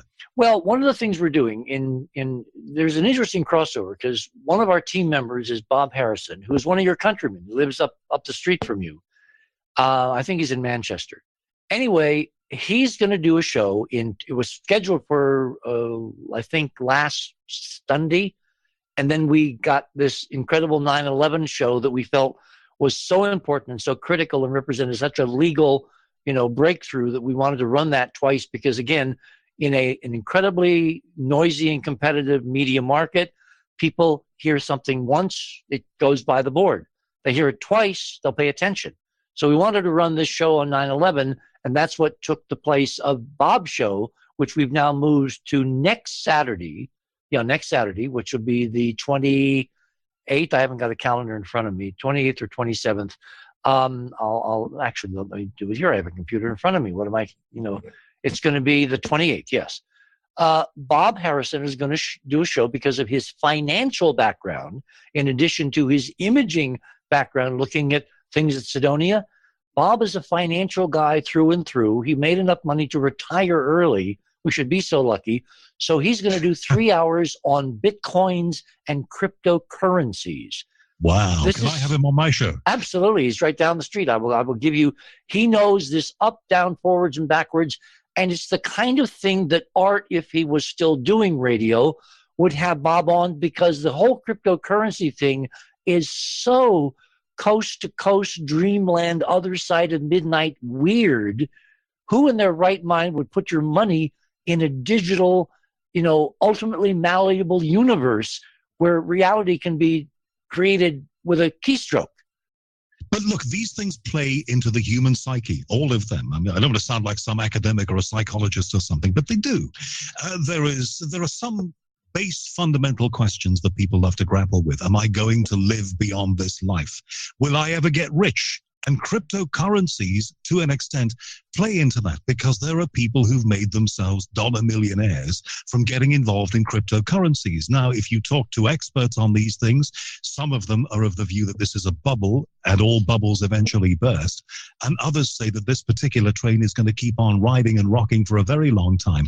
It is fascinating, but it's all part of that smorgasbord, there's that word again, of topics that we get involved in. And the topics that if Art was doing radio tonight, he'd be doing cryptocurrency, because this is terrible. It's current. Well, it is. And, look, you know that I do this podcast. I do it for donations, which means that it just pays enough to tick over. It's not a subscription thing that I do. It never has been. I have people recommending to me that by somehow implementing something on my website, I can get people to mine cryptocurrencies via my website, and I will actually make money from it. I mean, if that is so, I don't understand how that works. Maybe well, this is why you've got to listen. Blows my mind. You need Yes, to I will. listen. You need to listen to the other side, because I know nothing about Bitcoin and cryptocurrency other than, to me, it looks like the whole tulip thing back in the 1600s. And Bob has a very interesting insight into why it's not exactly like the tulip thing. And anyway, we will both learn incredibly more than we know now from that 3 hours. And again, it goes back to Art, because Art had such an eclectic curiosity. He was interested in the most arcane, bizarre things. Like we talked about meeting on the rim of the Grand Canyon. This was during the discussions of, getting me on the show or getting me on the network. We were going to meet on the rim of the Grand Canyon and fly a drone, one of these things with cameras and 4 propellers and all that, down toward the Tonto platform, which is at the base of the Grand Canyon, a mile down, controlled by radio sitting up on the rim. And we were going to look for the entrance that was described in a 1911 Tombstone Record newspaper of an archaeologist who was rafting down the Colorado and found an ancient lost civilization in a cave under one of those cliffs. And because you can't physically do it, and you can't do it with helicopters and all that, we thought we might be able to sneak under the radar, maybe literally, and we were going to try to verify that this cave system existed and fly a drone down to its level and maybe try to fly the drone and the camera inside. That's how eclectic Art was, and he was gung-ho, and it was like, when can we do this? And then, as you know, for Dark Matter, kind of weird things happened with his show, and that got put by the board. But for a while, that was part of what we planned to do as part of our show. We were going to do one part on his show and then hand off to me on the other side of midnight to do the other part on my show. Did we lose you? Oh, Howard, you went away. That's terrible. Someone took Howard away from us. I'll tell you what, let me do this. We talked about Crystal Gale. I've got Crystal Gale tuned up. This is Crystal Gale's Midnight in the Desert, the song written for Art Bell. And we'll play that, and we'll find Howard, and we'll be back on the other side of midnight. My name is Richard C. Hoagland, and we shall return. And welcome back on this Saturday night. My guest, Howard Hughes. My invisible guest, Art Bell, who is with us in spirit, in memory, and in music. This is ABBA, Super Trooper. Art was a super trooper. So, let's listen. I mean, he so loved this band. He so loved these. He was also very disappointed when they did not get together to come back. But maybe some things cannot return. As a certain writer once said, you can't really go home again. And welcome back to the other side of midnight, Saturday night here on the radio. Again, if Howard, if anybody had told me I'd be sitting spinning platters talking about my friend Art Bell with my friend Howard on the other side of the pond, I mean, it's just bizarre that that's the way life works out. Let me read you. It's like something from a parallel universe, isn't it? Sorry to interrupt, but it is, isn't it? That's how it feels. Yeah, that's the third time you talked about reality. So before I do what I was going to do, let me ask you this question. How has doing this kind of programming and following Art and his career and his choice of guests and subjects and all that, how has it changed your perception of your reality? It's made me believe that anything is possible, I think. It's made me believe that those things that I thought were fixed and, as we used to say when I studied politics, immutable, it's made me believe that those things maybe aren't so. And that maybe when you were a kid, you had the right view of things, because as a child, most of us believed that we could achieve anything and bad situations could be made good and wrongs could be made right. I think that's what I learned from Art. I learned to fundamentally, apart from the broadcasting things that I learned from the guy, and there were many of those, I learned to open my horizons. I learned to accept. I learned to question. you know, the influence that he had on me, and clearly from your words tonight, and in all the years that we've known each other and all the conversations we've had, we haven't spoken that much about art, but it's clear that we think exactly the same about him. And one other thing that you alluded to certainly flows from what you were saying at the top of this hour. I think art leaving us in the way that he did, it was like a lot of famous entertainers, maybe Hollywood celebrities, people like that. You keep feeling, well, it's okay. He or she is going to make a comeback. They'll be back again, and everything is going to be exactly as it was. And that's what I thought about art. I thought he's going to make some big announcement. He's going to have his fifth comeback, and it'll all be fine, and the world will flock again to Art Bell. And I just didn't think any more about it than that. So I have to tell you that the news of his death a week ago hit me, as I'm sure it hit you, like a freight train. It's like no, this can't be. Let me tell you a story, because there's an upside to this. Art can obviously now, unless he really pulls an Art Bell and does a show from somewhere else, he can't do the shows he used to do. But back when he was, quitting and coming back and quitting and coming back, and you mentioned the Frank Sinatra thing. I was making a big deal about the archives. Remember the Art Bell radio archives from Dreamland and then from Coast to Coast? And there was some doubt when the new guy took over. When who was the first replacement for Art? It was a lawyer out of Seattle, I think. I remember Hilly Rose. Remember Hilly Rose? Yeah, I remember Hilly. Left us quite recently. No, but he wasn't selected to be the permanent replacement. This was a guy, and he tried so hard, and I can't remember his name right now. He went to the conferences, and he showed up, and he talked to the fans, and he answered fan mail, and he was like the square peg in the round hole, because he was so mainstream.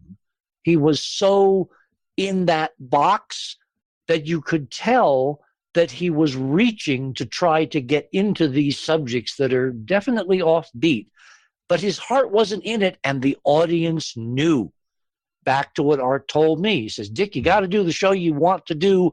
Don't try to please anybody but yourself. And that's, if you're a writer, if you're a musician, if you're, in this profession, broadcasting, that's the most important thing. It's now known in the political world with a certain term. It's called authenticity. Well, this lawyer who he's a broadcaster too, but he could never really get into those subjects, and the audience knew it. And then we got George Noory. And George is into this stuff. He had his own show. He was called the Nighthawk somewhere in the Midwest, I guess St. Louis, when they kind of tapped him on the shoulder. So he's fellow Gemini like Art and myself. Yeah, that's interesting. Isn't that interesting that all you guys are Geminis and here I am a Taurus? Okay. Well, as we said, you're only 4 weeks away. Yeah, but come on, 4 weeks in the physics is light years, all right? Well, no, I see you as an aspiring Gemini. Oh, thank you. Okay. Anyway, so I'm trying to remember now where I was going with this story, because it's a long, meandering story. Well, it's the basis that it's got to be in your heart, not your head. Absolutely. So anyway, and I really lost my train of thought. See, this is sometimes when I interrupt my guests, it's because if I wait, I'll get caught up in the conversation and then I won't remember what I was going to say. And so, for people that have been following the show. Here's news. This happens to all of us. So we can commune on that level, because that happens to me as well. I'm sorry that I interrupted, but you were talking about the line of succession and the fact that the immediate successor to Art on the first retirement was somebody who didn't quite get it, was interested in the headspace, but that's not interesting. Okay. Thank you. I've got my GPS again. I know where I'm going. Okay. So, Art, his whole career was leaving, coming back. Remember when he did Sirius for 30 seconds? And then 6 weeks. And then we talked, it felt like 30 seconds. And then we talked endlessly about why it worked and why it didn't work and all the things. He was stunned that he got such a positive reaction with going up on satellite, on a Sirius XM. And Alan Corbett and I both, every night we would talk, and I would tell him, Art, it's because you're now in the era of social media. You're going to fail or succeed in 30 seconds, because that's how fast this connection around the world, which didn't exist when he was, literally on foot, bicycling his show from station to station to station and building, CBC. Remember when he topped 130 stations, 135. And I mean, it was a huge deal then. Now you can fail or succeed in an instant because it's all connected. So I'm looking at TalkStream, and it's like we've really got a bizarre continuity because art is with us 24/7. If you go to TalkStream Live to that, and I hate the term, they've ghettoized this programming under paranormal. I hate that term. Yeah, no, I've got the same categorization, and it doesn't really fit it. I want to come back to that in a minute. But art is now to where you can tune in, and it's so much fun because sometimes, and I'm trying to figure out how people listen and how they do the rankings on TalkStream. Sometimes my program will be ahead of his, and sometimes his programs will be ahead of mine. And then sometimes you'll be ahead of me, and sometimes I'm ahead of Michio Kaku. And it's like we're watching in real time people dial shopping digitally, instantly. If someone who's a guest, maybe has a bad minute or 2 minutes, people switch. They leave. They go to somewhere else, and it's like you can watch this jockeying. So now, if you're really into art and you want to hear all those vintage shows, including Far Too Many with me, just click on Art Bell, and sometimes I'm competing with me against me. I mean, it's who would ever think that we live in this reality, Howard? And is it a reality that we have been whisked into, or is it a reality that we have chosen? Well, Paul Simon, one of his great song lyrics, I love the works of Paul Simon, was got a short little span of attention. The world has got a short little span of attention these days. That's not entirely a good thing. And as you said, reputations can be born and die in a moment. And that's just the world that we're in. But I'll tell you, there is something else that happens here, and you must be finding this, that over time, your audience will come to get you, will come to understand what you, the person, are about. And that's certainly happened with me. I get emails from people who say, why don't you do a show where you don't have any guests at all, where you just talk about yourself?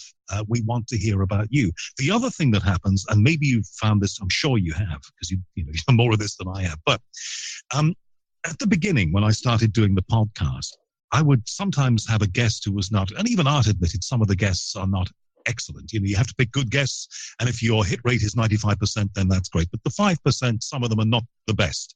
They're not the ideal guests, so they don't deliver for you. Well, in my first year, I had to throw people off the air because they were con artists. They were fakes. And the audience stuck with us. They lauded us for having the courage to basically say, sorry, but this is not up to the standards of this show and this audience, that kind of thing. But in the beginning, there's a phenomenon that works here, and I've seen it with others, and maybe you haven't seen it, but what I've seen is that at the beginning, if I had a guest who was not ideal, people would email me and say, you're rubbish. Well, sometimes not even in those words, in more powerful terms and pungent terms than those, but they'd say, you're garbage, your show's garbage, your guest's garbage, and that's it. Now they don't do that. They tend to say, didn't like that guest, thought he was garbage, but you were fine. Interesting. So that is the phenomenon that I've seen over the last maybe 6 years or so, in the 12 years that I've been doing this. Having said that now, I probably opened the floodgates to a lot of email. But people get to understand you, the human being. And the most important part of this equation, I think, is the human connection between you. Like we said a couple of hours ago now, Art Bell would not have been Art Bell if he was not the broadcaster and the human being that we know that he was. If he had the good guests but was a lesser individual, it wouldn't have been the same experience. A lot of it is about the connection that you, because Richard, people know you as I came to know you, and to an extent me, we now have that bond. It is a very unique and rare thing. It's very hard to attain. It's very hard to win.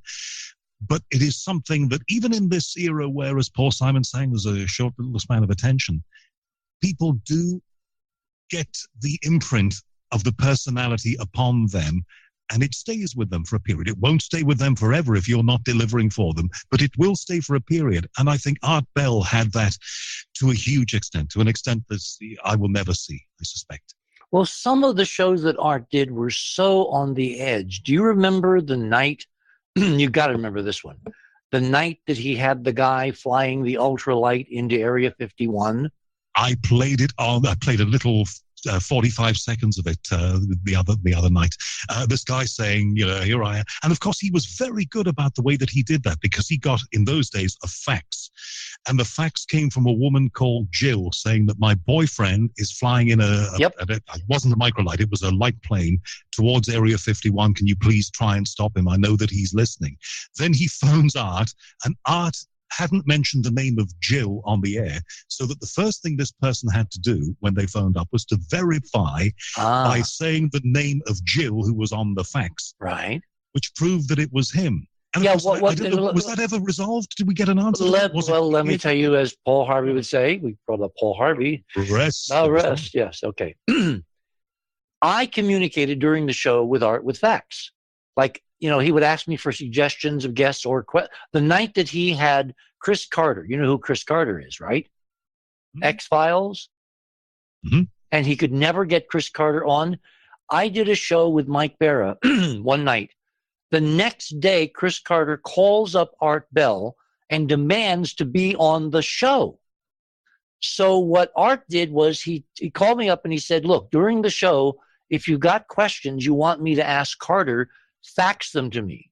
And Ramona would be outside because the fax machine was not in the studio because the noises, the zip, zip, zip, zip, zip.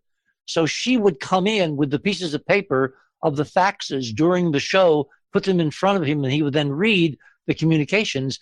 That was how we kind of behind the scenes helped produce Art's show, because he wanted as many of the people that were guests to give him good input for other guests. I mean, this was this very eclectic way that he did the show. There was no pecking order. There was no I'm Art Bell and you're not, that kind of, Chevy Chase thing.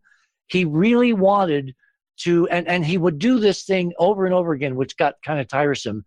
When I would send him stuff, he would make it a point to say, Richard just sent me. So I said, Art, you don't have to tell everybody that I've sent you. Just use it. Don't talk about me. He never got over that. He would always dutifully honor whoever sent him an interesting idea or an interesting question or an interesting suggestion, because that was who Art was.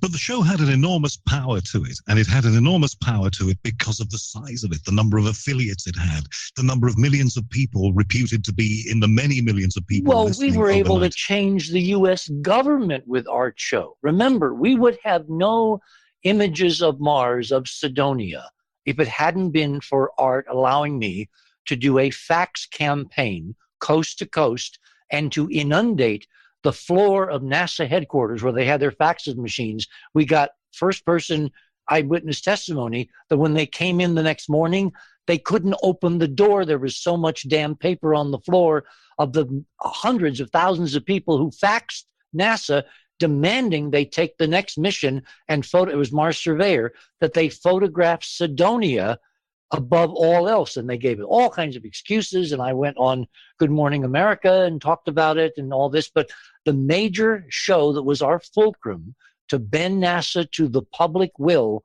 was Art Bell on Coast to Coast AM. And when you're part of something huge, and I only know it in a small way from that show that I was on in London, which had an audience just in London, which has a population of something like, 9 million, I think at the time, maybe 10. We had 3 million people listening every morning. So 1 in 3 people that I would be sitting on the train with coming home had heard the show. Now, let me tell you that in my experience, and you magnify that, God knows how many times for Art, that when you're on something that big, that reaches that many people, you can make things happen.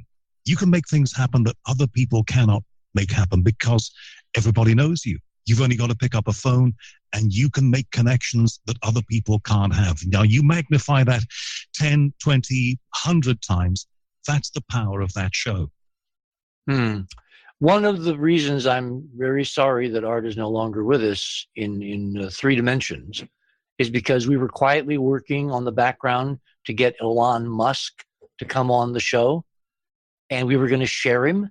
If Art got him first, he would hand him off to me. And if I got him first, I would hand him off to Art. And unfortunately, that didn't happen. But it was one of those things where behind the scenes, we were trying to do something that would have made great radio. I'm still trying to get Elon Musk.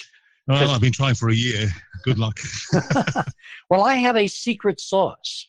Oh, really? I think I have a way to get Alon, who is incredibly curious, to come on the show, because one of his major heroes, like we've been talking about our friend Art, one of his major heroes who we never met, never integrated with or interacted with, was Isaac Asimov.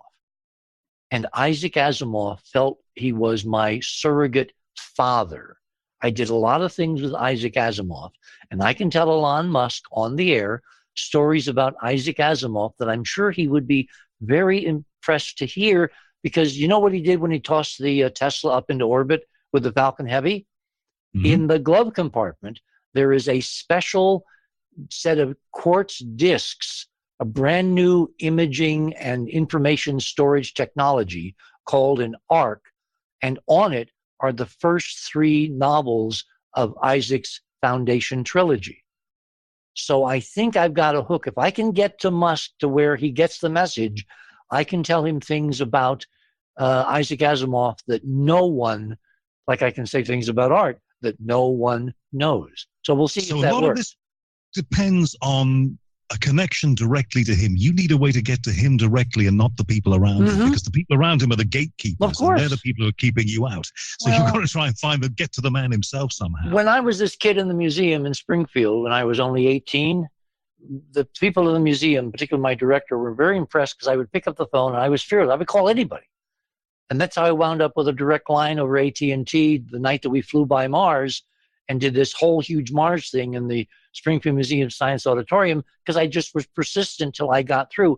I'm being persistent. We haven't cracked the problem yet, but I will get to Elon Musk, because Elon Musk needs to know what's waiting on Mars, if he doesn't already, that he wants to go and put a colony down next to explore. I mean, this will explode if I can get Elon Musk, who tweets very interesting things. Sometimes he tweets things that we're talking about on the show, and it almost makes me think that maybe he's listening, Howard, even now. So if Musk is listening, give me your 30-second elevator pitch. Give it to him on the air right now as to why he should come on Howard Hughes' The Unexplained in London. Well, a unique audience. We get the chance to ask him, why exactly did he fire that car up into space? What was he hoping to do with that? Well, he certainly got publicity from it. But I think people are enthralled by him. They're enthralled by, we had a character over here. Well, we had a number of great engineers in our time, but we had a guy called Isambard Kingdom Brunel. I don't know if you're aware of him and his efforts. But didn't he do trains? He did trains. The fact that we have a fast rail connection from London to the west of England to Bristol, Port of Bristol, is down to him. He designed a unique kind of ship. He was in fact, didn't he do the first streamlined train? Yeah, I believe he did, but it went 130 miles an hour in a time when people were terrified of getting into cars. And a lot of that was down to straightening the tracks. You know, in the past, the tracks were not entirely straight. If you have a straight line, which we still have between London and Bristol and Cardiff beyond that, then, of course, you can run the trains faster because it's an easier thing to do. So I think people here see him as a modern-day Isambard Kingdom Brunel, and they're fascinated by somebody like that. One of the reasons for it is, I think in this world, there is a lack of big, credible personalities. We're aching to hear from those people, and there certainly were people like that when I was a kid, but sadly, and we're talking about Art Bell tonight. Well, I'm thinking in this realm of broadcasting, Art was that larger-than-life figure. That's why you were so torn when he wanted you, because you talked about the reality thing. It's like, you know, that old joke about San Francisco, and it's, God talking, and the guy listening says, come on, who is this? He doesn't believe it's God, right? It's got to be somebody else. You did not believe, like I didn't believe. It was Art calling me, the guy who told me I'd be terrible as a host, calling me to invite me to be on his network to follow him. I mean, can you imagine anything better in the field of it was like being asked to follow Johnny Carson.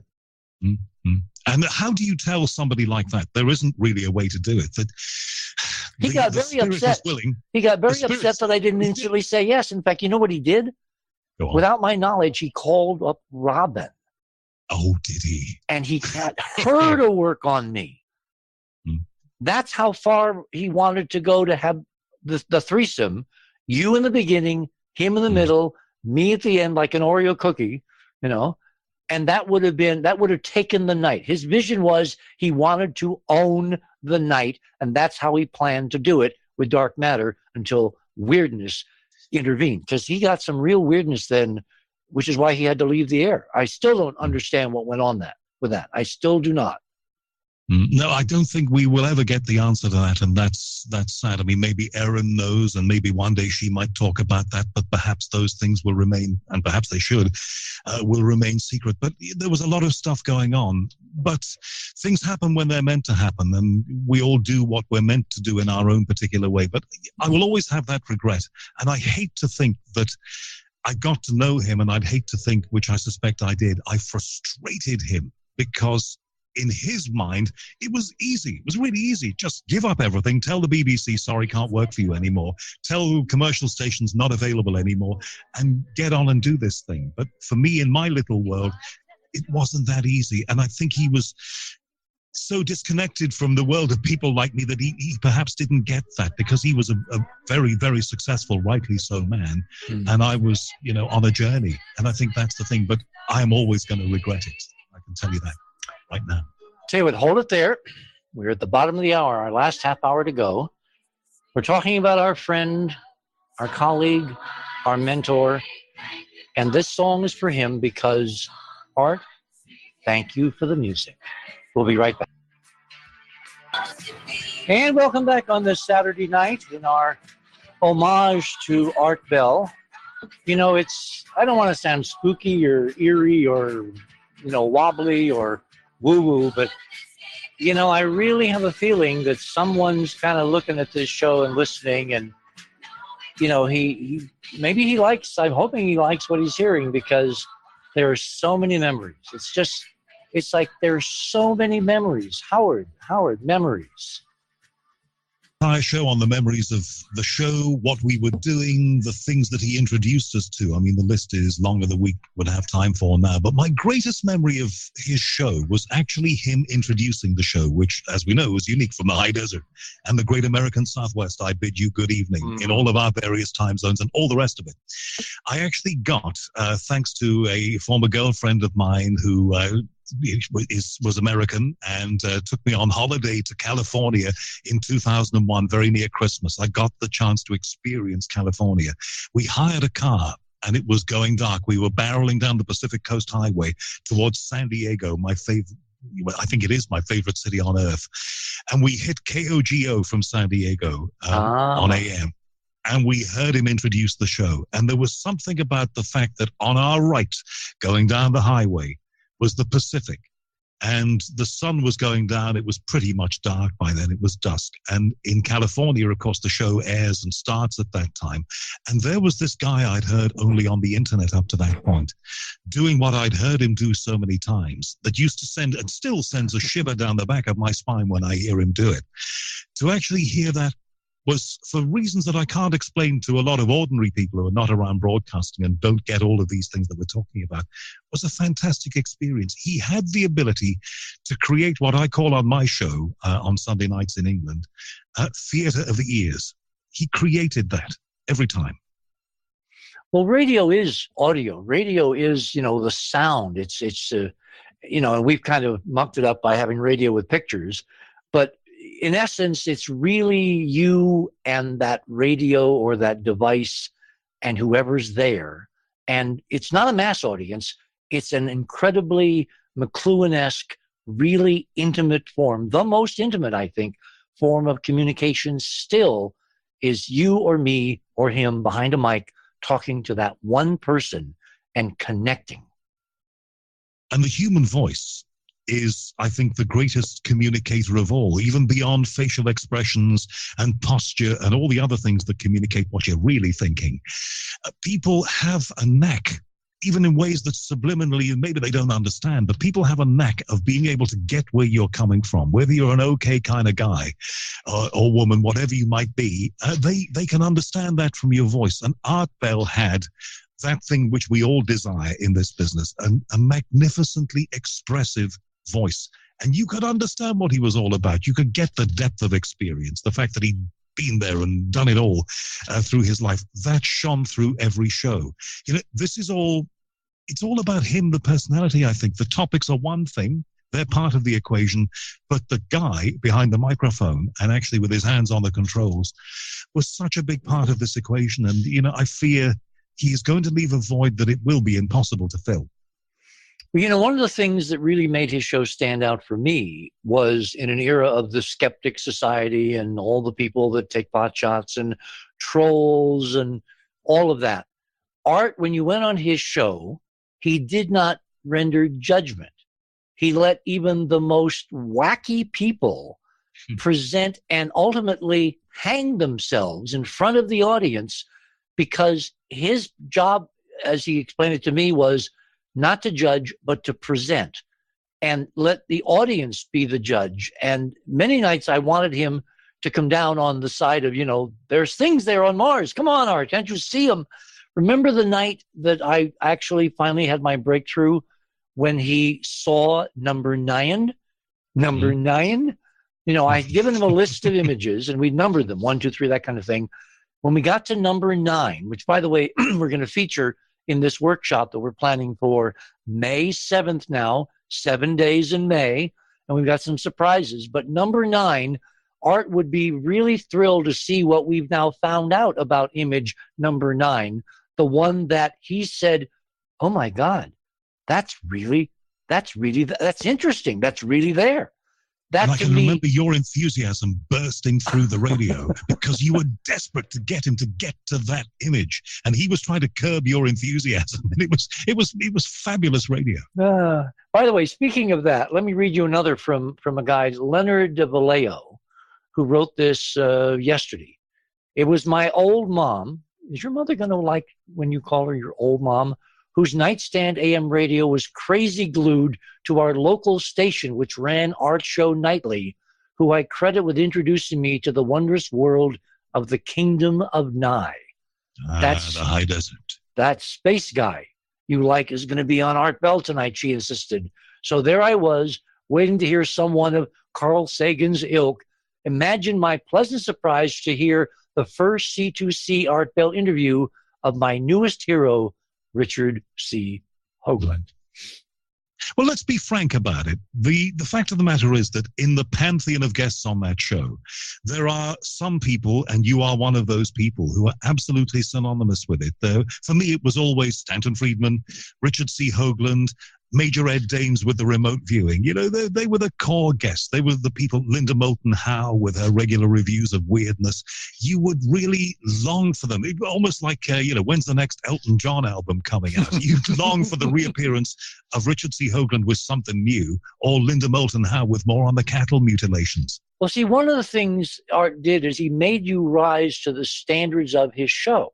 Because he would call me up, like we all do, right? We're missing a guest or somebody drops out, and you go to one of your regulars to fill in, because you can't have dead air. You can't have 3 hours of nothing. So and you got to call on your friends. He would call me up, and I would say, no. And he'd go, what? I said, no, I have nothing new. I don't want to talk about the same. I want to talk about new stuff. Come back to me in a couple of weeks, because I always wanted to come on Coast and maintain the standard that we'd set, which is we were exploring an unknown that had real data, real world implications, stunning game changer potential. And I didn't want to just be on there as an ego trip. I wanted to tell people something new. Really frustrated him because as radio, he had to have a guest, right? So we now all know. Let me turn the conversation. We only got 20 minutes left. Let me turn this to something I think is very important. And each of us can do this. What areas of the woo-woo, of the fringe, of the taboo subjects, in the time that Art and you and I have been doing this now, have you watched matriculate from only late night radio to where everybody now accepts it as normal? That's really hard because an awful lot of them have. The conspiracy theories, the fact that we question politicians and their motives much more than we ever did. And we now believe that there may be governments behind governments and all kinds of the whole deep state concept came from Art. It wasn't called that. It was called by other names, but I think Art can resoundingly claim fame and ownership of the idea that there is a deep understructure to not just the US government, but to the world, people behind the scenes who run things that are not acknowledged. And now there's more and more people questioning. I mean, look at the reaction to Syria. Would you have believed in any other era that we'd have people questioning, did Syria really happen? Is Assad really the guy that pulled chemical weapons out again? Was there a kabuki dance between Trump and Putin? You know, the Russians are claiming this, by the way, that they gave us the list to actually target so we wouldn't kill any Russians. All of that would have been unthinkable before Art Bell broke those barriers, again, in my opinion.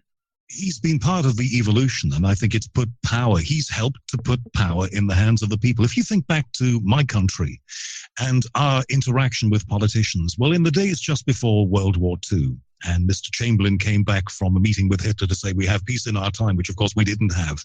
The journalists would step up and they would say on our behalf, and Prime Minister, have you anything else you'd like to tell us? And he would then tell us or just walk back into number 10 Downing Street. Over the years, that's gradually evolved to people being able to question prime ministers like the late Harold Wilson and various and Tony Blair.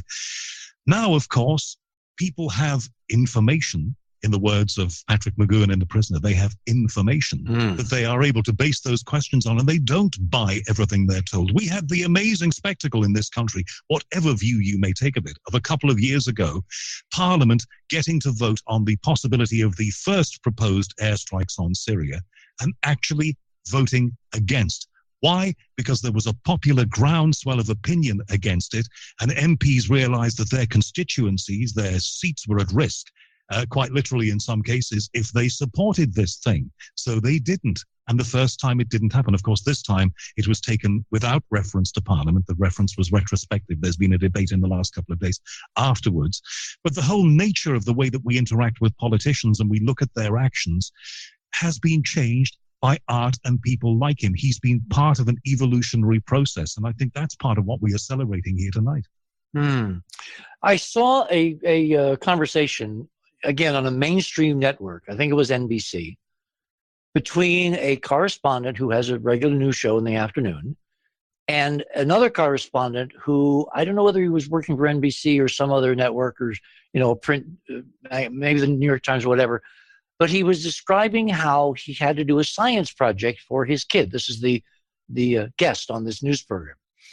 And he turned to Google, which of course owns YouTube, and he's Googled things like Saturn, NASA, and moon landing. And instead of getting NASA, Saturn, or moon landing, he was very affronted. He was actually very angry because he got all of these YouTube selections on things like aliens under the ice fields of Antarctic and, you know, the moon landing never happened and that kind of thing. And he then did some digging and he found that Google has written an algorithm. So when you call up these mainstream topics, his thesis was that the algorithm that Google, a la YouTube, is driving the audience to is all of these unknown, far out, fringe, not likely scenarios in videos to capture you, so you'll look for hour after hour, and one spins to another and spins to another and spins to another. That's the world that Art Bell bequeathed us to, where it's now de rigueur that things that are alternative, things that are beyond mainstream, things that are not, quote, fake news, are part of the conversation, part of the lexicon, part of the availability, and a major corporation like Google is playing to that audience. And that audience is there, I believe, because of Art Bell. So there may be people who will attack me for saying this because it sounds very highfalutin and grand, but I think it stands. But you tell me. I think that he was part of the ongoing enhancement of democracy, putting power into people's hands, allowing them to decide for themselves. I say to people on my shows, I'm sure you say to people on your show, you may not believe anything that you hear tonight, but you please must respect the person's right to say it and give them a hearing and then make your judgment. Art instilled in me and his listeners around the world that they had the power to decide. listen to the case that the person is putting, and by the end of it, has happened to me so many times, you would hear the most outlandish claims, but you come out of it saying, well, listen, I'm 25% swayed towards that person. Maybe it's not the biggest pile of old rubbish that I thought it was. Maybe there's something in it. One question to ask as we come towards the end of this, though, is, and maybe you'll have a handle on this, Richard, who or what was JC? Oh, my gosh. I still don't know. And for those that aren't aware of who JC was, a kind of a right-wing evangelist who would come on and he would excoriate, he would ream Art up and down for all kinds of lewd and non-Christian and out of the box. Fornicator. Absolutely, yes. And look, Art was a showman. Art was a showman through and through, and he knew how to package. And I always felt that JC was a construct of Art's fertile imagination and someone that I just could never really imagine JC was for real, because remember when who's the guy now? Oh, he's got the late night show on CBS. Come on. Can't think of his name. Chris, help me here. The guy with the glasses, all right? He stand-up comedian. Jimmy Kimmel. No, the other guy. No, not Jimmy Kimmel. James Corden. No, keep going. No. US talk show host. My friend Chris says I don't do television. Okay. Anyway, for years he had a show on the Comedy Channel following James Stewart, all right? That was, he took the position of a right-wing fanatic. And his whole thing was shtick. It was all put on. That's not who this guy, who I can't think of at the moment, is. God, he's got this huge show on CBS now, late night, and I can't think of his name. Anyway, it was shtick, and I kept thinking that JC had to have been shtick. Do you remember? I mean, I'm telling you that this is so weird, because I remember calling up Art one day, and instead of getting Art or getting an answering machine with Art, I got this bizarre voice-changing, weird monster Lucifer out of the pit voice, and I was shocked. And that was kind of early in our relationship, when I could call him and he would call me. Now, of course, I know exactly what he was doing. His job was to throw people off their stride so they would be real. And I think he certainly managed to do that. Well, come on, yes. But, JC just showed that there were comedy moments in that show. And, of course, the other thing that none of us can forget, I remember hearing this live when it happened, and I thought, oh, my God. And I visualized him at home in his home studio in Pahrump, Nevada, when he glued his lip to a plastic rack of tapes. Crazy glue. Oh. He used super glue, and he glued his own lip, and he said, I've got to tell my audience that I've left a portion of my lip behind. And he sounded a little bit like that the rest of the show. It was real. It was real. Totally. Absolutely. Remember the night he almost killed himself on the air? What was that? I must have missed that. We actually we were able to visit him. Nick and Dana and I drove down in Waltzing Matilda, which was the nickname I gave for their big camper.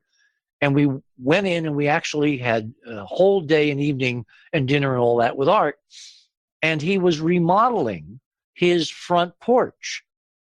And during the show, what he would do is he would take a break during commercials or bumpers or whatever. He'd go out and he would smoke, because he was a chain smoker. And we still don't know the results of the autopsy, but I have a feeling may have played into it. I think it was a definite, he smoked for years. He and Ramona smoked like chimneys, classic cliche, but they smoke like chimneys.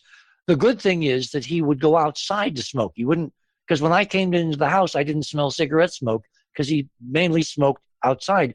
Well, one night during the show, he's, in the break, right? So he goes outside to look at the stars and smoke on the porch and then come back in, and he forgets he doesn't have a porch anymore, because as part of the remodeling, the crew had taken away the porch and they put all this rebar sticking up like porcupine quills, and he walks out the front door and literally falls into the rebar. And he could have punctured himself in 5 different places and died literally in seconds while he was on the air. and he somehow, God intervened or something, he fell between the rebar. But people talk about reality TV. I mean, this was reality broadcasting. I still have this vision in my mind of art, as we say, pootling, which means sort of driving in a casual way, along the long road to Las Vegas. Well, pootling along, it's a British thing. Don't worry about it. We're pootling along on the road to Vegas. Is that like the British car that you wear like a tuxedo as opposed to get in, the so-called mini? It's your mode of doing it. If you're going with determination, then you're racing. If you're just kind of taking your time, then you're pootling along. And I have this view of Art Bell pootling along on the road to Las Vegas in his Geo Metro. Yes, remember the Geo Metro? That was a part of it. We became part of his family. His life. And we longed for the updates at the beginning. He'd say, My Desert, Great American Southwest, all the rest of it. And I have to report to you that all the ABs are well. And we wanted to know. One of the most endearing things about Art, which I think brought us together, is his love of cats. And he also liked dogs, but he really had cats. Remember the cats that would come in out of the desert? They kind of knew it was like a Yeti. It was like a beacon. Oh, there's home. And Yeti wound up being with him for like 15 years. And, you listen to the last days of Yeti and that kind of thing. I mean, he loved animals. He was he was one of the first who actually, I think, had guests on who did deep psychology on departed animals, getting in touch with the spirits of departed friends, departed animals. I'm thinking of doing one of those because we still miss Morella horribly, terribly. It's like she's with us every night and day. And I'm just wondering if I ought to venture out and look for someone, because Art proved to me that they're not all con artists. They're not all people out for a buck. There is talent, and he opened such windows on the talent that you could find if you were willing to, get out of the box and think the unthinkable.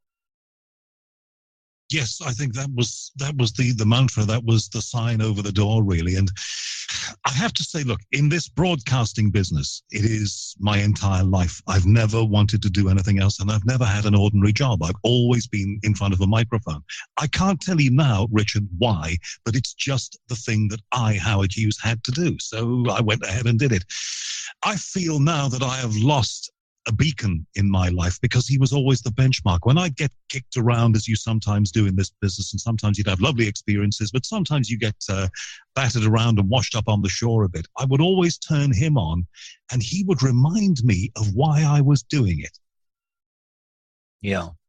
I've got some more comments here. Here's one from Mark. Thank you, Art Bell. Listening to your show made the 90s an awesome decade for me. Rest in peace. And here's another one from Roberta. Art Bell started it all. Well, yeah. He opened the way to examine and discuss topics that were totally out of the box. God bless Art Bell.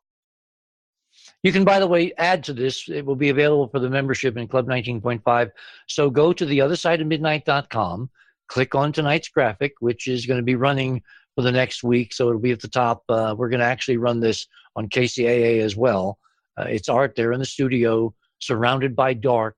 He was the light, surrounded by dark. And just scroll down on that guest page and leave a memorial comment or a reaction or anything. But we're going to try to build this for the membership so that in future years, when people say, who was that guy?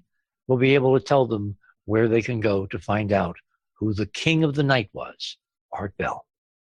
Undoubtedly, and the number of people I've had to explain in the UK to who this man was. Oh, before we get to I got to tell you a story. Robin and I were invited. I was invited, and I took her along because I take her everywhere. We went to Amsterdam to a conference. And after the conference, we stayed a few days to do the tourist thing. And we got to see the museum and, original art. Amazing place. By the way, best hot dog I've ever had, I had in Amsterdam. I love them. We're in a restaurant, and we're watching the people in the kitchen kind of looking through those cubby holes. And then we moved because she had to go to the restroom when I had moved tables around the corner because I was uncomfortable with these people, wondering who this person was. Well, when she came back to the table, someone came out of the kitchen and they said, "Are you Richard Hoagland?" And here we are in the middle of nowhere in Amsterdam. And I said, how the hell did you know? He said, well, we hear you all the time on Art Bell, Amsterdam. Oh, Lord. He was a big guy in Europe. He was in South America because the guy had emigrated from Argentina to come to Amsterdam before he got a job in this restaurant kitchen. 60 seconds. To come out and say basically that this was someone he'd heard on Art's show. Howard, thank you so much. This has been one hell of a ride, Art. Want to take a ride? Well, we did tonight. Thank you, Richard, and thank you, Art Bell. So until tomorrow night, same time, same bat channel, when we're going to be doing another show with James DeMeo and get into the nitty-gritty of orgone energy and the connection to the torsion field. Major surprises up ahead. So until then, remember, third star on the left, straight on till morning. Good night, everyone.